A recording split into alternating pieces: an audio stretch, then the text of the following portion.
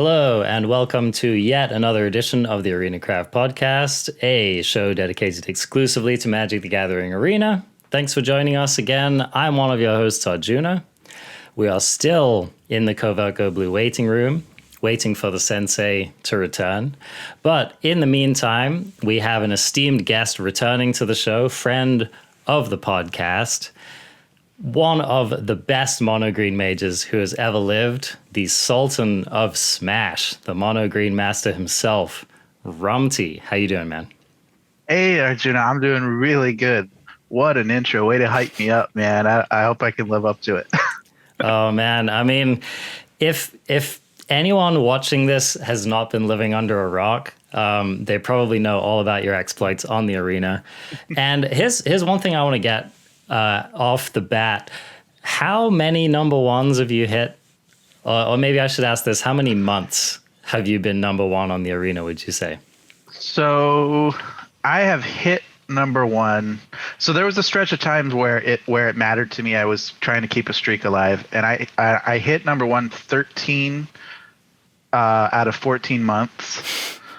And I held, but I think the achievement that I was more proud of is that I was able to hold number one for 90 out of 100 days straight. Wow. Which I'm very confident nobody else has held number one for anywhere close to that amount of time. I imagine that there's a handful of people who maybe held it for a whole month, or at least 80 or 90% of a month after they got it, took it, and then held.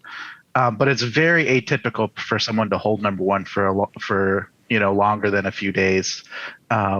So holding it for that 90-day stretch was like super stressful for me. But that's probably the accomplishment I'm most proud of. Yeah, I mean, I would venture to guess that if we were to, I mean, it's kind of impossible to really determine this, but I think if we were to take out your messing around games, you probably have one of the highest ELOs of anyone who plays Arena. I feel confident in saying that. And any way you slice it, you're a very, very accomplished Arena player. So I'm really excited to have you on. And today, you've all been waiting for it. I've been waiting for it for a really long time. We're just going to go as deep as we can into mono green and just try to get you as many of those little nuggets as we can to help you become a better mono green mage, to help you become a better aggro mage, and to help you just get better at Magic in general. So that's what we're going to talk about today. First things first, I just wanted to announce that we're doing a giveaway, a Patreon giveaway. And we finally, we got the result in, or rather I picked a winner. And so the winner of the Commander Deck giveaway is going to be Jeremy Bach. Congratulations, Jeremy. Thanks so much. Woo! So yeah, reach out to me on Discord and we'll figure out how to get that to you. It's it's the Strixhaven Is It Commander Deck. So thanks so much. And, I want to keep giving extra value for the patrons of the podcast. Y'all have been really fantastic, and we haven't necessarily been super consistent in delivering that extra value. And so it's something that I want to work on. So this is just, one of many things that we can do to do that. So thanks so much to our patrons. And of course, if you want to become a patron of the show, you can do so for as little as $2.99 a month. So just look for the link in the show notes or right below this video if you're watching on YouTube. All right. That's pretty much it. So let's jump in and get started. And the first thing that I wanted to do, Rumti, was I just wanted to ask you about your history with Magic and get a little bit of a sense of, what brought you to where you are today. So how did you first start playing Magic? So I actually started playing Magic with Arena, basically. Wow, and a true Zoomer. A true Zoomer. Throne of Eldraine was my first set. No way. Yeah, so I don't know Magic pre-Throne of Eldraine, which I know blows a lot of people's minds because apparently that was some sort of landmark change in the way Magic felt or was played ever since. It's like a BC AD thing. You know what it's like It's like you were just born Darth Vader without ever having to be Anakin Skywalker. That's what that's like. That's hilarious. No, I definitely spent. I think what Arena does though is it enables that kind of accelerated learning curve. Because while Eldraine was my first set, I'm relatively confident I probably have more reps than anyone else who isn't like a PT grinder or a routine PT player. Like all of Yeah. my friends who have played Magic all of their lives, like I have a number of friends who have are just like kitchen tables, commanders, cube drafters, all these different aspects of Magic, but they've been doing it forever, and very dedicated players. I've definitely surpassed their reps because like I play like a few thousand games a set, like, Yeah. and that just accelerates your learning. So yeah, it's a short amount of time, but like Kushiro, right, who's one of my favorite MPL players, did the same thing where he made Magic his job and he played something like 20,000 games in 2 years, Wow. which That's a lot of in Arena, games. yeah, Yeah. which like Arena, like Wizards, actually, they have all the stats and they verified that he has played more games of Arena than anybody else in existence. Wow. Um, and it grinded him into a PTL invite by winning the Challenger Gauntlet. So reps matter. Yep. Oh, absolutely. So I'm curious, like, when did you decide to just install the client and get into it? Like, was it because of your friends, or how did you actually start it? Yeah, so I'll shout out my friend Chris Walter. He might be listening to this. He had me to install MTGO, and I just couldn't dig it. I wanted to dig it, I couldn't dig it. I played a couple games, and I was like, You, it didn't grip me, so I put it down. And then I did a cube draft with another one of my friends, Ben, and so I was like, okay, I know I love Magic. I love how it works.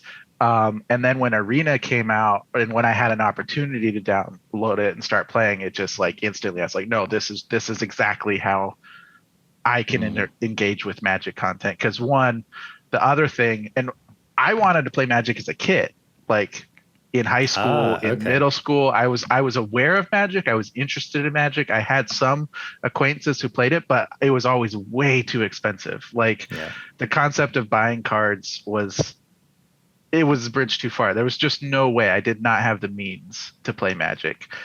So I just never did. Even though conceptually I knew I was that kind of nerd. Um, so it wasn't until Magic came along or Arena came along. And in Arena, I'm a free to play player. I have not invested any money in Magic whatsoever. And if lifetime I've gained money through my tournament winnings and stuff.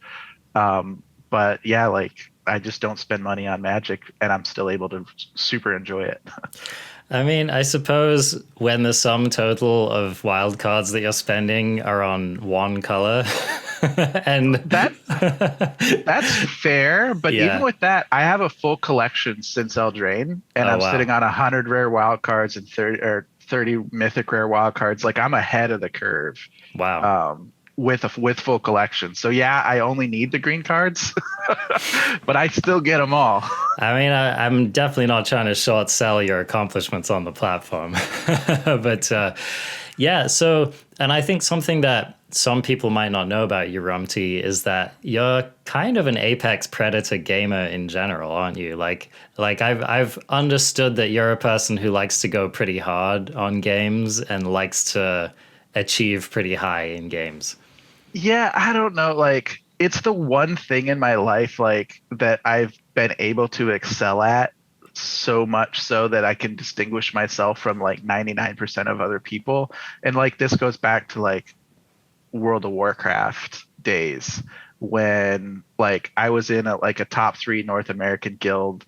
I was working like part-time at Walmart, spending 16 hours a day as a mage. And like, I like very few people cleared Nax 40, which was a big accomplishment of clearing Nax 40 before. Like I don't know if you played World of Warcraft or were that involved in No. it, but like I was like in a world third Illidan Stormrage kill. So like World of Warcraft brought that out of me, where I was like, oh, I can be very successful playing this game. And then it became like yeah, I kind of I scratch my itch of being competitive and being, high level competitive.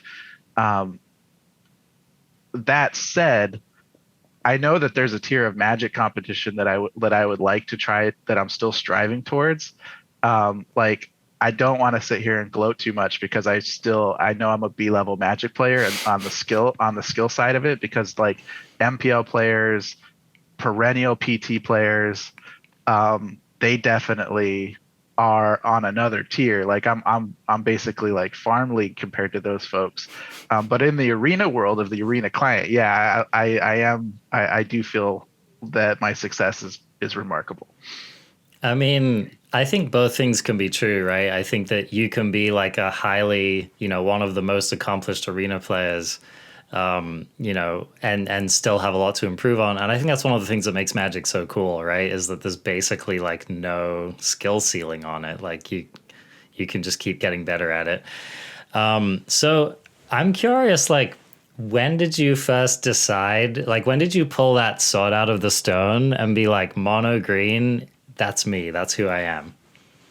So yeah, I actually have like a narrative for this. Is that scavenging ooze is the reason. And it's a story of Uro and scavenging ooze, because I was actually like, my bias led me towards Rakdos, so I was like a Rakdos sack player, Hmm. pretty heavily. Um, well, and then when Uro came into the meta, and that gain 3 life, make a 6/6 potty, draw a card, like everything that it did, like it just blanked all of the ways I like to play the game. I liked pinging face, I liked draining, I liked doing those types of things, and Uro just said, no, you can't do that anymore. And then so they spoiled scavenging ooze. And was ooze a Zendikar card, or was it a M20 card? I wasn't Um, playing when it was first published, but yeah, it goes back a ways. Oh, it goes way. Oh, so yeah, I wasn't even aware of it then. No, But they it did. So reprinted they it reprinted it in M20. Yeah. M21. But, oh, was it M21? I Yeah, guess it they was reprinted it M21. M21. Yeah. So basically, when I didn't know it was even a reprint, I thought it was, I thought it was a new card, up until just now. But yeah, so at M21, Scavenging Ooze was printed, and when they announced it being printed, I was like, that's the card that kills Uro. Mm. It's the best answer to Uro, bar none. It's the only thing that actually trades for it and leaves value on the board, because if you eat it out of the graveyard and grow a 2-drop that can continue to grow and continue to gain value, um, it's the only way to 1-for-1 that card. Um, and so I was like, okay, so I took Scavenging Ooze, dropped it into 4 of, and in M21 they also printed Primal Might, and I was like, Primal Might. I think I was one of the early adopters, and one of the people earliest to recognize the power of Primal Might. So I put 4 Scavenging Ooze and 4 Primal Might in my deck, and then I just built a green shell around those cards. And then when an M21 actually coincided with a season reset, like it was like M21 dropped, and then like 8 hours later the ladder resets or whatever. It was like bang bang. And prior to that, I had been mythic, but I think the highest mythic I had ever been was 16. I peaked at 16, but I was typically like a in between 200 and 800 level mythic player, and I couldn't really push past that month after month. But Ooze dropped, M21 dropped, and I proceeded to like play nonstop for like 2 or 3 days. I went 74-4, and I held Oof. number one for 12 days straight off the back of those cards, because I figured out M21 really quick, Mm. with behind Ooze and Primal Might, and that's still today the best I've ever done in Magic. And that just set the hooks of like, okay, yeah, mono green, I love it. Something clicked with me in it, and I haven't looked back, and I've really only played green since, outside of like reasons like competitive circuits have, like in historic, sometimes if combo control is the strongest thing happening, mono green can't interact with that very well. So I played other decks in like PTQs for SCG for historic. But yeah, other than Yeah. that, it's green all the way. That's awesome. Well, I mean, when you said that you came to the game with the release of Eldraine, like it didn't surprise me that you became a mono green mage because like I remember when Eldraine hit, that was when I became a mono green mage, actually. They just Lovestruck like, and Henge.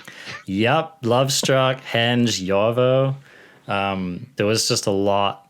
I mean, they were really pushing it. It was clear that they were pushing that as an archetype. You know, and they printed some other cards like Barkhide Troll and stuff before that. Vivian Ockbow Ranger, I think, was, I don't remember which set that was. That was maybe M20. It was around during Eldraine. I don't know if it came out before Eldraine, but it because I played a lot. Viv 4 is my favorite Planeswalker. So yeah, so I've got it as the background here on my Yeah, video version of the podcast, and yeah, I mean the Queen of Mono Green. I mean she really hit hard. So you know, so we had some cards that were already pushing us in that direction, but I feel like it was the release of Eldraine that really put Mono Green on the map as far as like something that you could do in standard with success. And yeah, like by the time that, you know, M21 came around, it was like really the cavalry was arriving for the archetype and you were really filling out some of the missing pieces, right? Like graveyard interaction. So, yeah, I mean, it really was a rich time for the archetype. And it's kind of cool to hear, you know, I think that you and I were probably really getting into mono green around the same time. I mean, I think you probably shot way past me in terms of achievement at that early stage, but that's something that we share. And I think for people who maybe haven't listened to this podcast since the beginning, Mono Green was actually the first deck that I became known for. And it was the first, it was the first like underdog deck that I was championing on the podcast. And I was like, no, really guys, this is going to go the distance. And so you're one of the people who vindicated me. So I'll forever be grateful for that. Oh, that's so awesome. Yeah, like, and it was like all the way up until I feel like I started holding number one consistently with it. Mono Green did have that underdog feeling. And I have a distinct memory of toying around with green prior to Ooze. And one of like my first touches with content creation and fame was that I built a mono green deck and I did pretty well with it. Like I think I'd gotten into like the top 200 mythic and I had a really good win rate. And I was watching Croaky's and he was building a green deck, or he had said something along the lines of like, I think green might be well positioned. I want to build a green deck. Does anybody have a list I could start with or something? I was like, yeah, I have a list. And I told him my record, whatever it was at the time. And he was like, all right, well, send me a link. And so I sent him a link and he like loaded it up. And that was like such a cool moment for me. Cause at that point I was like definitely not known. I hadn't streamed. I had no amount of success. Nobody knew my name. But I remember the first thing he did was like change 12 cards. Like I was like, dude, you're not even playing the deck I gave you whatsoever. And the 12 cards that he changed, like 4 of them I agreed with. 8 of them I was like personally offended. I was like you've really killed key concepts of what this deck's game plan is. Plugging it in for typically generally powerful cards, like I could see why one would say like, and that's a thing that Croaky's will do to great success is he's drawn to powerful cards. And he wants to fill every slot of his deck with powerful cards. And I don't want to speak in platitudes, especially because I'm not keen up to, but like and what we'll get into is I am into powerful game plans and powerful like synergies of like every card has to move you in a direction of what it is that you're doing to win that game and take advantage of every piece of mana that you spend, right? Well, I actually love that you brought that up because it's one of the core concepts that we've taught before on this podcast is that like good plans beat good cards. And so whenever we're talking about like really the more competitive and the deeper layers of Magic, CGB and I are often talking about how you don't build your deck to beat cards, you build your deck to beat plans.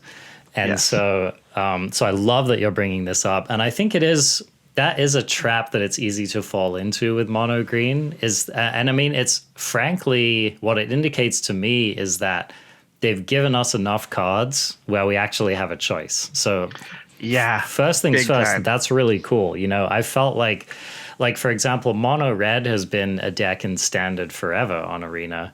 And I have rarely felt like that deck, it's had options. And maybe sometimes there were like two different builds you could do, but like very distinct builds. But I feel like mono green has just had such a range of cards to it's almost like anyone can brew their own mono green and have it be different and have some unique aspects to it. So I think that that's really cool. And it's one of the things that fascinated me was like watching your rise alongside Rint, who was like another mono green hero of mine, and comparing Yes. your lists, and your lists were always different. Yes. And I have so much respect for Rant, and I think what's funny is that when I watch Rant, I recognize weaknesses in my own game. And I think that, and maybe not weaknesses, but stylistic differences that feel like weaknesses. I think Rent is stronger than me in a lot of dynamics of playing mono green, and that's why our lists look different. Is we have different preferences on how to play it. Like Rent is very like good at playing longer games. Yes. Than me. I was going to comment. I feel like when I've compared your deck lists, I've always thought that Rint's lists were aiming to go longer, whereas yours were aiming to end the game quicker. So I almost think of him as more of like a mid-range mono green player. Yeah, he definitely is more comfortable in the mid-range control side, and I'm more comfortable in the aggro side as our biases. And not to say that Rint isn't a brilliant aggro player. He absolutely can put that hat on when it's the best thing to be doing. And that's kind of what we both will do is, and sometimes, like very rarely, we've switched where I end up playing a more mid-rangey deck, and he's on a more aggressive deck because for whatever we just have a read on the meta that's a little bit different based on what we're running into. And yeah, it's wild to me that we can be mono green specialists with hundreds of reps playing completely different lists with almost identical results. That's a really cool thing, and I have a lot of respect for Rant. But yeah. Yeah, that's awesome. So all right, so let's get into some of the specifics here. Now, I thought for the purposes of this episode, it would be cool to focus our discussion around two different lists of yours that are recent. I've pulled up an alchemy list that you've been playing, and also we were talking before the show started, and you were telling me that you've been really enjoying playing Historic this last week. So is there a list that you're like excited to start with? Like, do you want to talk about Historic first? Historic is fresher in my brain. Yeah, I know. I don't know when this podcast is going to drop, if it's going to be post or pre MIQ. So it'll be like 4 days from today. Okay, so then let's start with Historic then, because then there's no topical reason to be in Alchemy because the qualifier will be over. Okay, there you go. By the time you're listening to this, you don't care about Alchemy as much right now. And Historic has really gripped me this week. I've played a lot of Historic. I actually took a mono green, here's what's interesting, and oh god, I'm gonna have to admit something that's just a little bit shameful. Okay. Is that I took mono green to 17 and I was destroying with it. But I could not beat Heliod combo, period. I imagine that would be a terrible matchup. Yeah. That deck just blanked me. And we'll talk, I'm excited. I'll bring it up now just in general terms, but I can get into the details of it.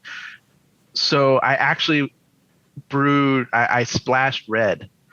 To bring in Ferocidon. I mean, that is a heck of a Magic card. I had to do it. I had to do it. And because and the thing is, like, I think I could have pushed. So with the Ferocidon version, I pushed to number 2, and I got 7 wins at number 2. Whoever number 1 is right now, they've sprinted ahead of it. They're way out there. Yeah. So I didn't catch them, but yeah, like Green didn't have an answer, and I felt like Heliod combo was enough of the meta that I would never get the win rate necessary or the streak necessary to actually achieve number 1 without coming up with a way to let me win at least half my games against Heliod combo. So I thought of a lot of different ways. I splashed red. Like, I kept the same shell. Literally, I replaced in my main from my mono green Stompy list, I replaced 4 cards. Excuse me. I took out 2 old growth trolls and turned them into Ferocidons, and I removed 2 Blizzard Brawls and turned them into Flame Blessed Bolts. And then I just put in 12 dual lands. And I had to get rid of the Brawls because if you're going into 12 dual lands, you can't be on snow any longer. Yeah. So that's the trade-off. You have to get off of snow, so you have to get rid of Brawls, and that's a big loss. Blizzard Brawl is such a strong removal. There's nothing else like it. It's the best fight spell out of Primal. I'm still running 4 Primals. Yeah. Here, do you want me to let me ship you the list real quick? I'm actually looking at it. If it's the historic version? If it's the one that you posted on Twitter recently, yeah. No, yeah, I'm looking at it. Yep. Okay, so good. This was interesting to me because I was thinking about historic, mono green and historic.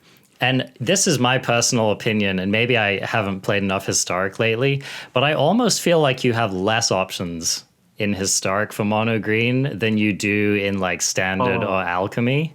If you want to be truly competitive, maybe all it means is that when I look at your grid list, I agree with your build.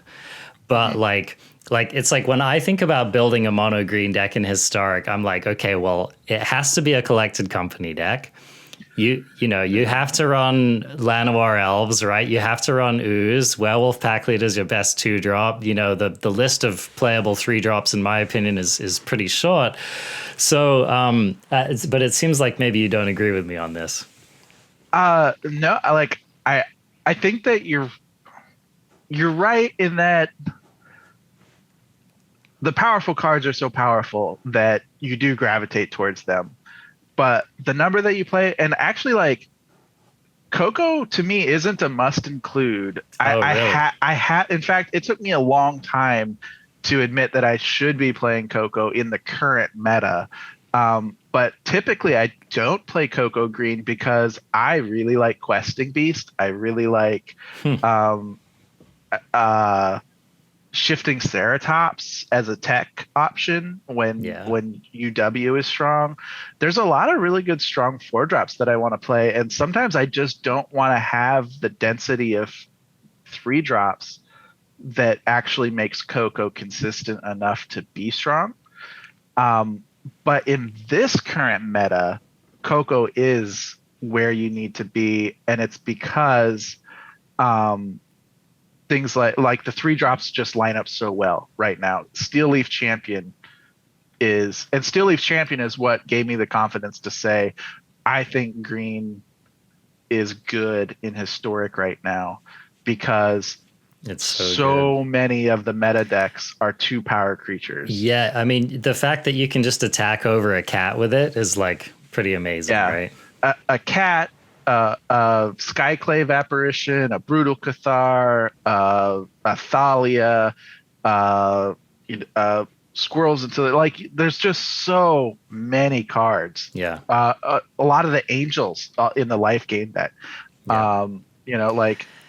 Yeah, that's so well, and that's so funny as well because like a lot of the Angels, like they have 2 power until you gain all that life, right? And so if you're just clocking them every turn and they can't block you, you're keeping them off of that, and you're keeping your Steel Leaf Champion kind of relevant, right?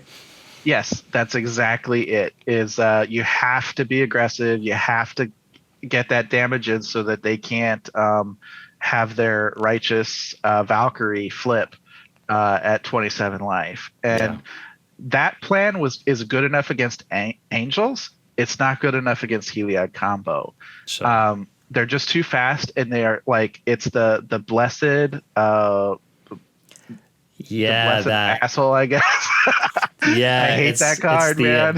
the world's best of Johnny's pride mate. Yeah. Exactly, Yeah. exactly. And it Yeah, gets that out of card's control too strong. fast. Yeah. And you're all of a sudden you very quickly go into a position where you can no longer attack. And playing your own creatures grows their creatures, so you can't even like just build a board, Oh, and that's then they fly right. over the top of you, Yeah. and it's untenable. So the only way for a creature deck there, so food deals with it by being in black and having a huge removal package. Hmm. And Meat Hook Massacre and Fatal Pushes and sometimes you'll see them running like some of the 2 mana removals, whatever they want to run. Infernal Grasp is popular, but what be it, they can go up to like 12 to maybe like 8 to 10 spot removals and then 4 sweeps, and Yeah. that's enough. Yeah. Other creature decks can't do that. You don't have that the possibility of doing that, and if you're sometimes your fight spells aren't enough. So you have to come up with something different, and that's why I went to red. And if you're looking at the historic deck I built, like I said, all I did is I put in 2 Ferocitons in the main, and it's in game 1 it's an auto win against Heliod. You Yep. play a Ferociton and they typically scoop, and if they don't scoop, it's still they're still going to die in like 3 or 4 turns. It's just if they can't gain life, it's over. Well, and here's the other thing. I mean, Rampaging Ferocidon never stopped being a good card. I mean, has always been like a powerhouse in historic, and I'm glad to hear it's still putting in good work. But there is a ton of drawbacks, and I'm sad that I have to play it. Like, it doesn't help us cast Henge. Yeah, that's true. It does ping our own face in other matchups. Like, if Heliod combo didn't exist, I would definitely be on the mono green Yeah, version. It's a more powerful creature deck. I imagine the Ferocidon can maybe put you in a dangerous spot against like Phoenix decks or something, right? Where like taking a little extra damage over the course of the game is enough to lose you the game. Exactly, because the way we beat Phoenix is that we get like 3 different 5-power creatures hitting them in the face and winning the game in 1 turn. That incidental damage matters a lot more to us than it does to them, because they find a lot of different ways to lethal you with exact damage by bringing it, whereas we're just waiting for that 1 critical turn, and that ping damage doesn't matter so much. So there's a real cost to it, and I wish I didn't have to do it. I really do. I imagine there's like turns where like your opponent fading hopes you, and then you're like, I don't know if I can afford to play this creature out again, right? Like you like look at their graveyard and you're like, wow, I could just be like dead to Phoenix next turn or whatever. Yeah, exactly. Luckily, our matchup with Phoenix is pretty good because we run Ooze as 4 of in the main. Yeah. Which is a pretty strong card there, and we just match up pretty well with them. Like, of course, Phoenix, and this is the power of Phoenix, they have their God Draw where they can like turn 5 kill you in the air, or they can like put 3 Phoenixes down off of 3 mana on turn, turn 3, and you're just like, well, okay, we don't actually outpace that. But outside of those types of games, which are rare, we just play stronger creatures and we attack better. I've done pretty well in the Phoenix matchup. That's the cool. green version especially, but the Gruul version, the red splash version is weaker, and that's kind of the thing. The red splash version is weaker against the field, but it's so strong against that one deck. Yeah. Yeah. So why don't before we get ahead of ourselves, I'm just going to read down this deck list, and then we can talk about some of the other choices that went into it. So we've got 4 Llanowar Elves. I'll read off the creatures first. We've got 4 Llanowar Elves, 4 Scavenging Ooze, 4 Werewolf Pack Leader, and then a lot of 3-drops. We have 4 Lovestruck Beast, 2 Ronus the Indomitable, 4 Kazandu Mammoth, 2 Old Growth Troll, and 4 Steel Leaf Champion. So those are our main deck creatures here. And then for non-creature spells, obviously it's a company deck, so we have few of them. We have 2 Blizzard Brawls, 4 Primal Mites, 3 collected company, 3 great henges, and 20 snow-covered forests. So, yeah, I'm sure that a lot of thought has gone into this list. I'd be interested to just hear you give like a general rundown of like how you decided to play collected company and the choices that kind of came from that. So what I'll call this first is a Henge deck. And Okay.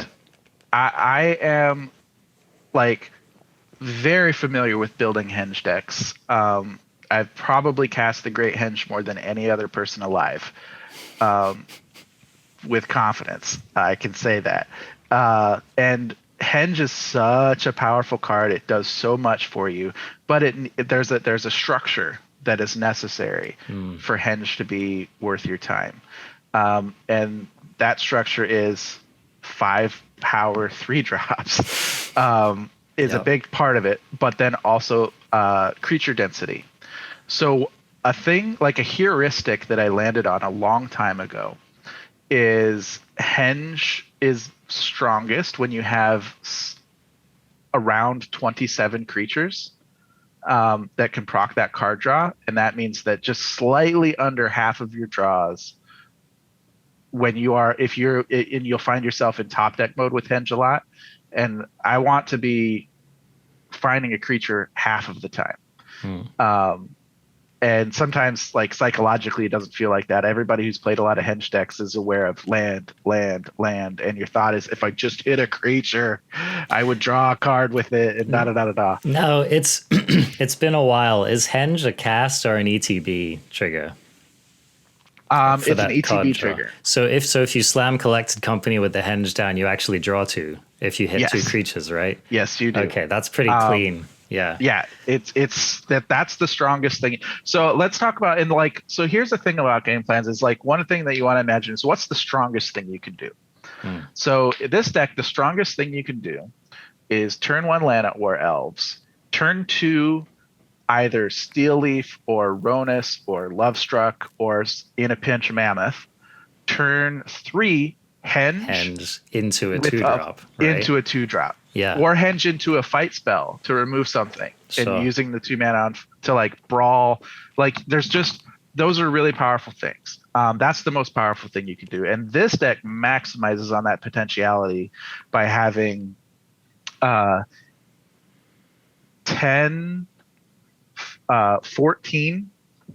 different 5 power 3 drops that can. So those games that you get Llanowar Elves, you're almost always getting that 3 drop. And then if you happen to have Henge, that's almost a 1 game, right? It's almost a 1 game, especially if you're on the play, especially if they don't interact.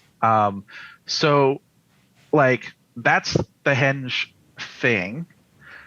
And I'm light on 2 drops, but you have to have them. But Pack Leader and Ooze as 8, I think it's a pretty good number. Can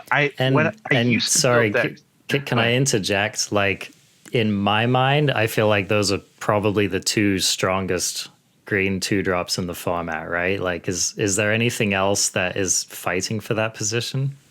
In mono green Stompy, no. Interestingly, I started with Barkhide Troll over Pack Leaders because of Phoenix and all the cheap interaction. I really valued being able to give something hexproof to fight off of. And I still feel like there is an argument.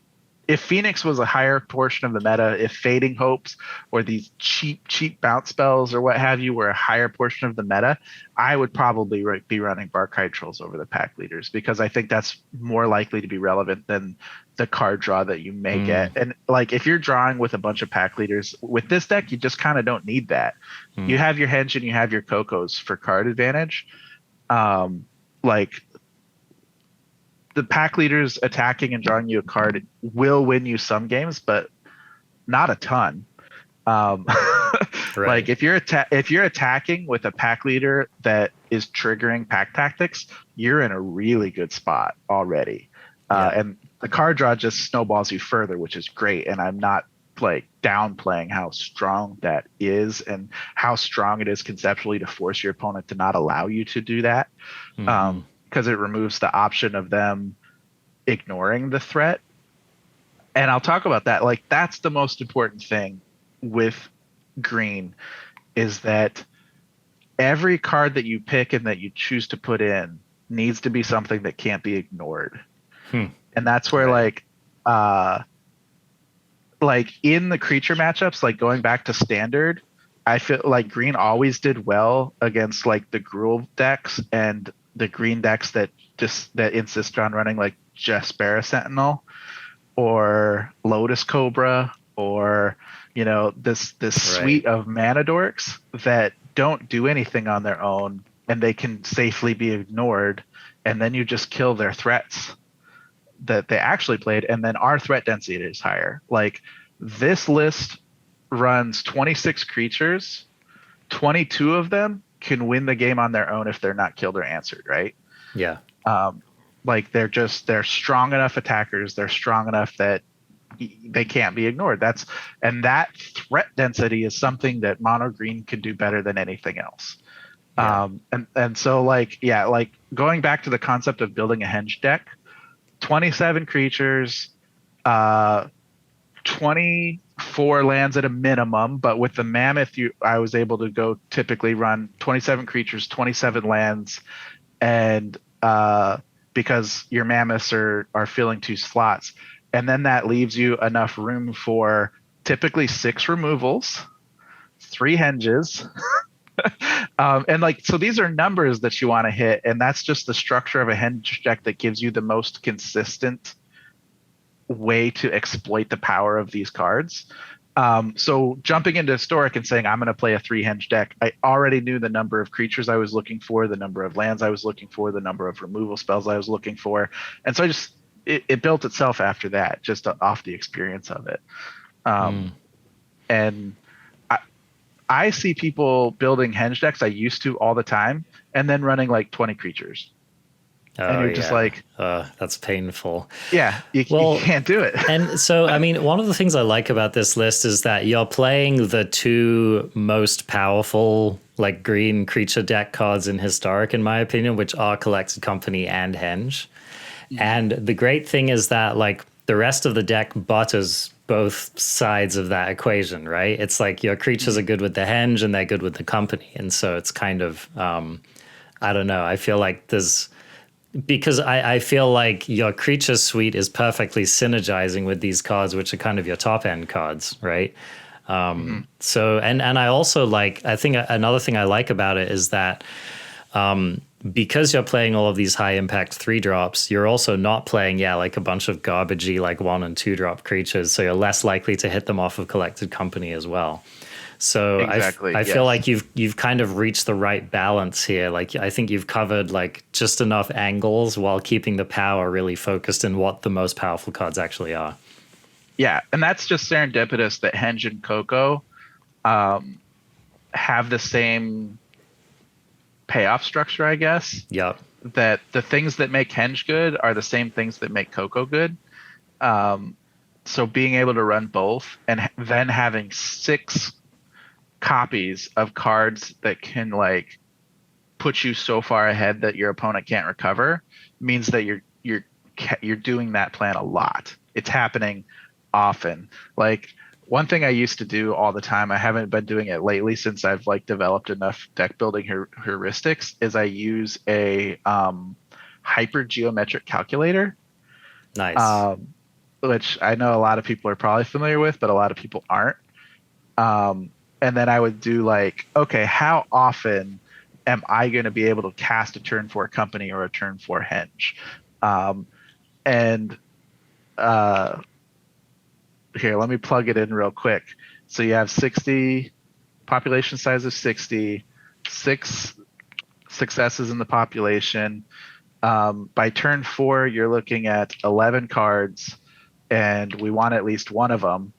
That means that 72% of games, we will have a Coco or a Henge in our hand on turn 4. Now, nice. Of course, we're going to need the land to fall right and the 3-drop to be there. But the fact that we're running 14 3-drops, that's never going to be the thing that holds you back.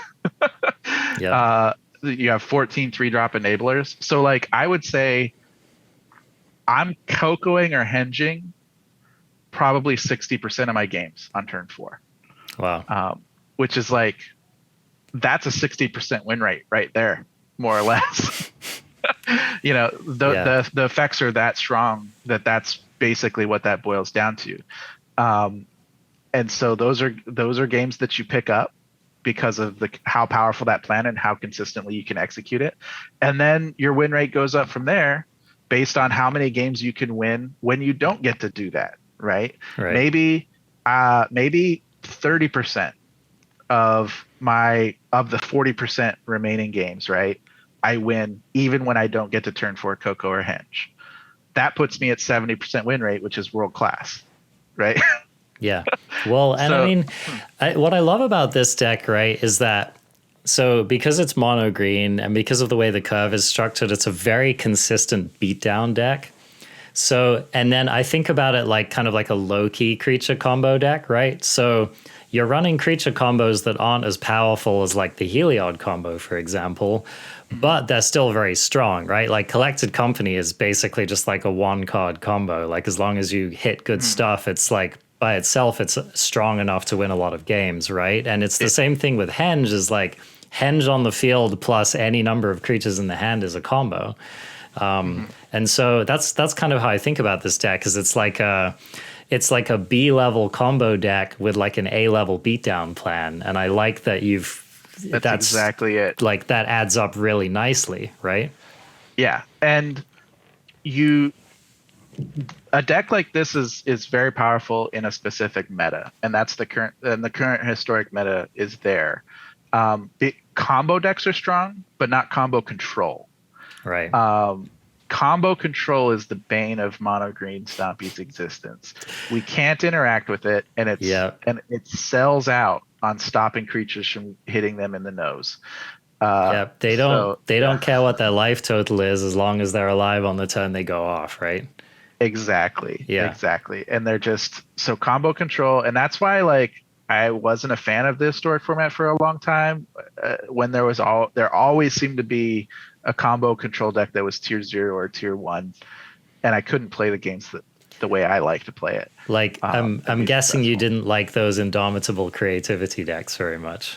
No, like, and I still don't. Like when you get like the double Sarah's Angels on the board off it, I'm just like, okay, all right, dude, good job. It's over.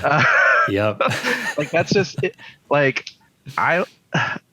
but I don't begrudge people who enjoy playing those decks. Like find your joy. I'm not yucking your yum, but I will also say that my joy is in playing on the axis of combat damage, and the combat step is where I enjoy Magic.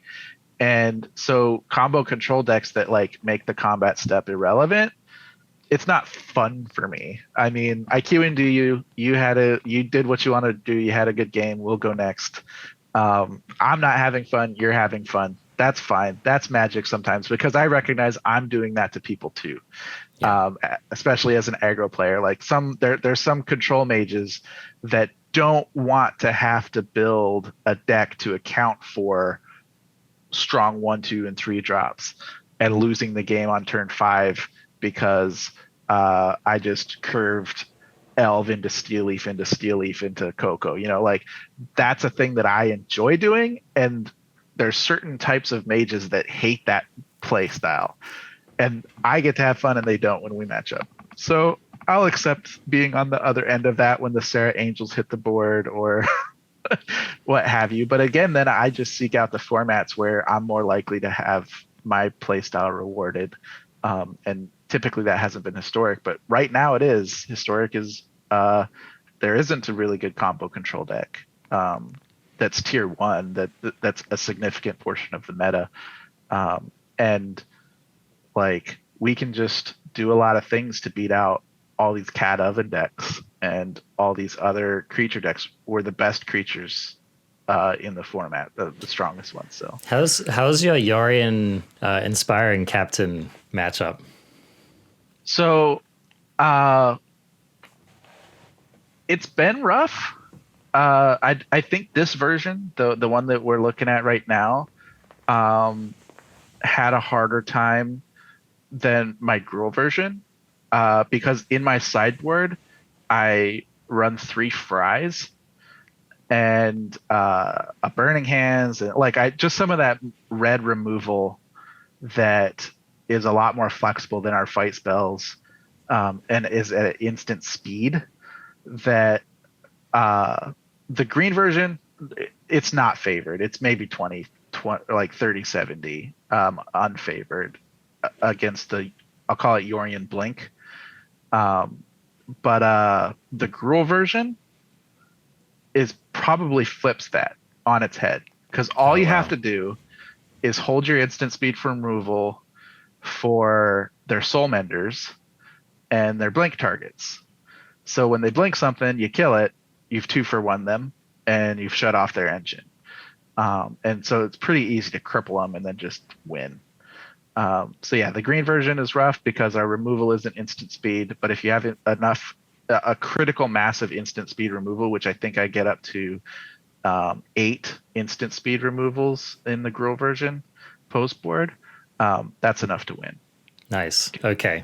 Yeah, awesome. Because like I said, I haven't really been in the historic meta much lately, but that's my impression, right? Is that you've got the food decks, you've got the Phoenix decks, you've got these Yorian Blink decks, you've got the Heliod combo decks, and then I'm imagining control is still a thing as well. So Azorius Lotus is just as popular as those. Okay. And that's a deck that tilts me. I do fine against it, but it tilts me when they win because I just feel like and I don't have any like math to back this up, but like when they like turn 1 land, turn 2 Lotus into Stifle, turn 3 like Proctor into Lotus into Teferi 5. I'm just like, come on, man! That you're in magical Christmas Disneyland here, and I'm gonna lose, but I shouldn't ever lose to you. Dude, you know what, man? I was trying to do the Lotus Stifle thing. Like I was on the front lines of people who wanted to make that a thing, right? And I was It's a thing right now. Yeah, I was playing these like Kiara decks with Lotus Field to try, you know what I mean? Like I was doing all the stuff, and I can testify to the fact that like it's not a consistent thing, you know? Like you think that just because you're playing a bunch of Lotuses and Stifles and stuff, you're going to have it all the time. I really struggled to pull it off a lot of the time, you know? And so maybe it's just a case of like, I don't have the WotC in turn at my back or whatever. Yeah, I think that, and I don't know because obviously I only play the green side of the matchup and I don't know the rest, but I think it comes down to, are there other good things to do with your Stifle? Yeah. And I think in the meta there might be right now. I can imagine like stopping food from drawing a card, or there's a lot of things where it's not dead. You could stifle a Phoenix activation, I suppose. Yeah, little things, not great. You don't want to be doing that, but it's not a blank. Whereas in previous metas, I think it was blank. If you weren't stifling your Lotus Field, it wasn't doing anything relevant.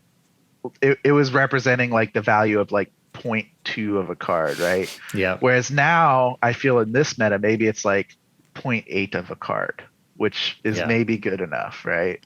I mean, obviously it's a popular deck. Matt, I don't know how to say his name. He's been playing the Stifle Lotus combo in top 5 Mythic this month. Okay. Wow. The whole time on that. So it is working for some folks. They figured it out. So that deck's been around for a while in Historic. Was it just a meta thing that pushed it over, or like did they get some new cards in Alchemy? Like what happened? I have no idea, to be honest with you. Like I said, I've been playing Historic Mono Green this past week. I know it's a deck now, but I can't really opine on the history of it. Right. Because I'm just So let's recap this. Like, you decided to be playing Mono Green in Historic for this particular period of time because you identified that it was a meta game that was like somewhat friendly to what you were trying to do, right? Yes. I just want to hear a few more, like, because I want to shift over to the alchemy soon, but I just want to get a few more of your kind of meta takes on, like, why would I decide to sleeve up a mono green deck in this format? Like, so was it just that you perceived that the matchups would be good, or like what else kind of egged you on to do it? I just looked at all of the top decks and realized that none of them could block my creatures. Okay. Yep. Like that. If Fair you want to enough. make it as simple as you can, Yeah. like if I can attack and they either have to let me hit them in the face or chump, I'm winning. Yeah, you're and winning.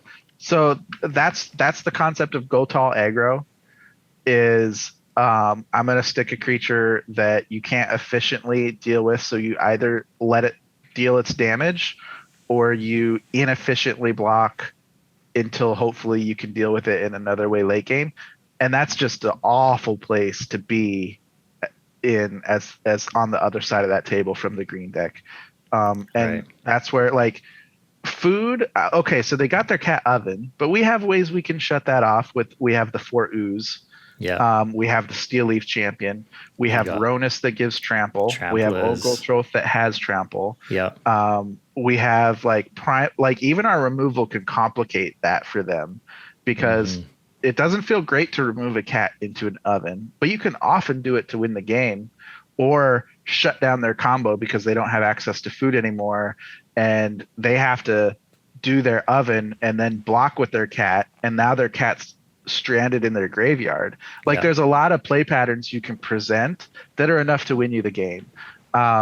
So a lot of people are like, they have this conception of like, oh, big creatures can't beat cat oven combo because the psychological impact of being in that position of, say, having a love struck beast that they perpetually chump block feels so bad, and it puts that imprint in your brain of saying, I can't win. I'm so disadvantaged. But the thing is, like, there's so many ways to defeat that and make that a rare occurrence that you can still be very favored in the matchup, even though, yes, they can do this thing that turns off a part of your primary game plan. But yeah, so like then outside of food, it's like the humans, like it's the same situation. Like they have 3/3s. They have 2/1s. They have 1/1s. They have 1/2s. They have what's like the biggest creature they have is a 3/3. Yeah, right? unless they're like going off with Athalia's lieutenant or something. Yeah. Which hopefully like our removal package or we're faster than that actually like developing. But yeah, they can grow, but they need to. And the thing is like you're forcing them to grow before your turn 2 5-power creature forces them to start chumping. Yeah.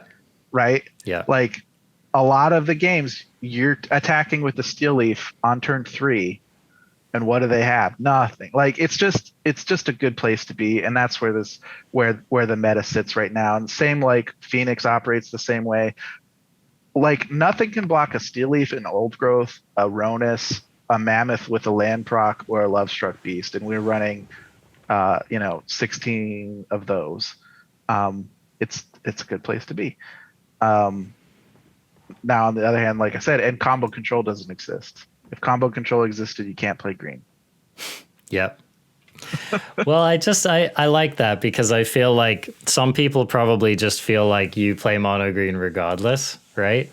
And I think to a certain extent you probably do, but this was a case where you specifically identified a meta game that maybe you're not playing every day, like in a format you're not playing every day, and you're like, this is my time to strike. And I wish I would have figured this out sooner, because I wish I would have tried this deck for the PT. I did not day 2 the PT. I went 0-3 in historic and 3-1 in standard. And I was so confident in my standard deck. I had the reps. I knew the meta. I was dialed in. Yeah. I on the standard side of the house, I was like, I feel tournament ready. On the historic side, I played Golgari Food. Right. And I I'd remember had that. some success with food decks in the past, and I'd had success with Sultai in the past, but I didn't, I, I didn't have that aha moment in time to be like, wait, there's no tainted pack combo. There's no creativity exists, but it's not going to be popular. Like Arnie ran creativity, and Right. creativity was maybe 8% of the field or something. So it was there, but I just didn't have a grasp on the historic meta enough to be confident in making this call. So I just went with what I thought was the most powerful deck, which was Golgari Food, which I was right about. But my version wasn't the best version, and I obviously wasn't the best pilot, and I just blanked on historic. Had I picked up one game, I would have day two'd. Mm, Um, brutal. I think that had I played this deck in the PT, I would have made day two, and I feel like I could have went far with it. Um, but we'll never know. And um, Maybe yeah, this is just a reminder to your future self that you need to be rocking mono green and historic more often. yeah, I need to at least try it. I didn't even try Yeah. it. I didn't even fire up a single game. Yeah. Um, and part of that is maybe because I locked in on the standard and I did all my standard reps, and then I joined a testing team that was awesome. I joined Two Duck Cubed Oh, before nice. and Florida Man. It was like the Yeah. best limited players in the currently the best arena limited players in the world, and then me, a mono green constructed monkey, just kind of being like, "Hey guys, can I hang out with you?" And it was an excellent experience. I highly recommend if anybody ever manages to qualify for a PT to find a team. I almost didn't. It just serendipitously lined up that Carl, Two Duck Cube, had sent out a tweet that I responded to, and he's like, "Well, we're doing it." Da, da, da, da, da.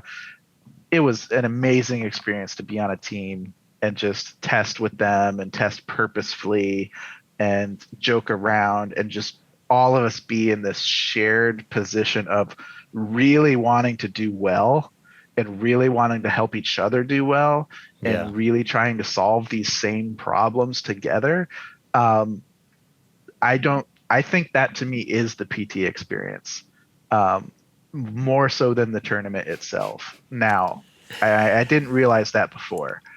But I just love how, yeah, you're pairing up with these people who likely just like they're grinding limited and they're constantly like, they're constantly qualifying for the qualifier, right? And then yeah, and then they're all like, all right, well, we got to play constructed now, so here we but they're go. like they are so big brain. Like Carl and DeFore both day two'd. Nice. And Carl went pretty far in day two. DeFore had a rough day two, but being able to witness their brains in action was like humbling and cool. Mm, To be like to see what yeah. they could do. Like Carl with his analytical skills. He's a data analyst for life insurance companies in Oh, his okay. All real right. life job. So like Yeah. he is like king spreadsheet nerd. Like he just lives with stats and data, and like he can just break it down card by card. Like he's big. He's really one of the more vocal, more involved people in the 17 Lands Initiative. He's not the. I don't want to overstep that because I know there's a lot of other credit to go around with 17 Lands, which is a great tool. But then like DeFore is just like on a whole other level of understanding this game. Like he can just pick up a pile of cards and win with it. Like he was brewing, like he was just like, you know what? I think Jund has a lot of good cards. And he just threw 60 good Jund cards together and took it to like rank 10 and ultimately decided it wasn't a good deck for specific reasons. But I watched him just throw a card, like picked 3 colors to say, these are 3 good colors, I think, and then just threw 60 cards together on a whim, having played 0 reps with them, and then was just as successful as I am with 100 or 1,000 or 10,000 reps with green, right? It's just like incredible how good they were. So it's cool Yeah. to be a part of that team. So yeah, they're limited specialists and they didn't have constructed reps, but the speed with which they became competent was amazing. I mean, I don't have a dog. Excuse me. I don't have a dog in the fight of like which is the hardest Magic format or like who the most skilled players are. But I can tell you that like from my years of playing Magic, and I don't have the depth, but I have a lot of breadth of playing Magic over different periods of my life. And all of the hardest game decisions I've ever been faced with in my life were in limited games. And Yeah. and I actually think the limited skill set by definition prepares you to evaluate new meta games and prepares you to quickly evaluate and also to be able to play with decks you never played before, right? Like that's what limited is. That's the skill set. The other thing about limited is that I feel like it trains you on the fundamentals of Magic in a way that no other format does. So like in every game of limited, you're thinking about combat. You're thinking about, racing. You're thinking about who's the beatdown. You're thinking about role assignment. You have to assess what cards your opponent might have. I mean, it's just like deck building. Every single time you play limited, you have to build a deck, right? And so I feel like it really demands that you master. If you're going to be a good limited player, you have to master like basically every aspect of Magic. No, all that's spot on, and I agree with everything you just said, and I think that's a really insightful take. This was a topic that came up with Two Duck Cube, and again, I hope I don't misrepresent his hypothesis, but if I remember correctly, his hypothesis was that limited is much more complex to get into and to excel at to get to like the top 80% of players, right? Like if you want to be or in the top 20% where like you're better than 80% of the field, right? It's tougher to get better than 80% of the field in limited than it is in constructed. But then he went further to say he feels like it's tougher to be in the top 1% of the constructed field than it is to be in the top 1% of the limited field. So he's like, there's complexity in deck building, in meta analysis, in constructed at the world championship level, at the PT level, that is more difficult to grapple with or define or completely understand with confidence than in the limited set because of lots of reasons, but and I think I can kind of agree with that to say limit and where you talked about is fundamentals, mastering fundamentals.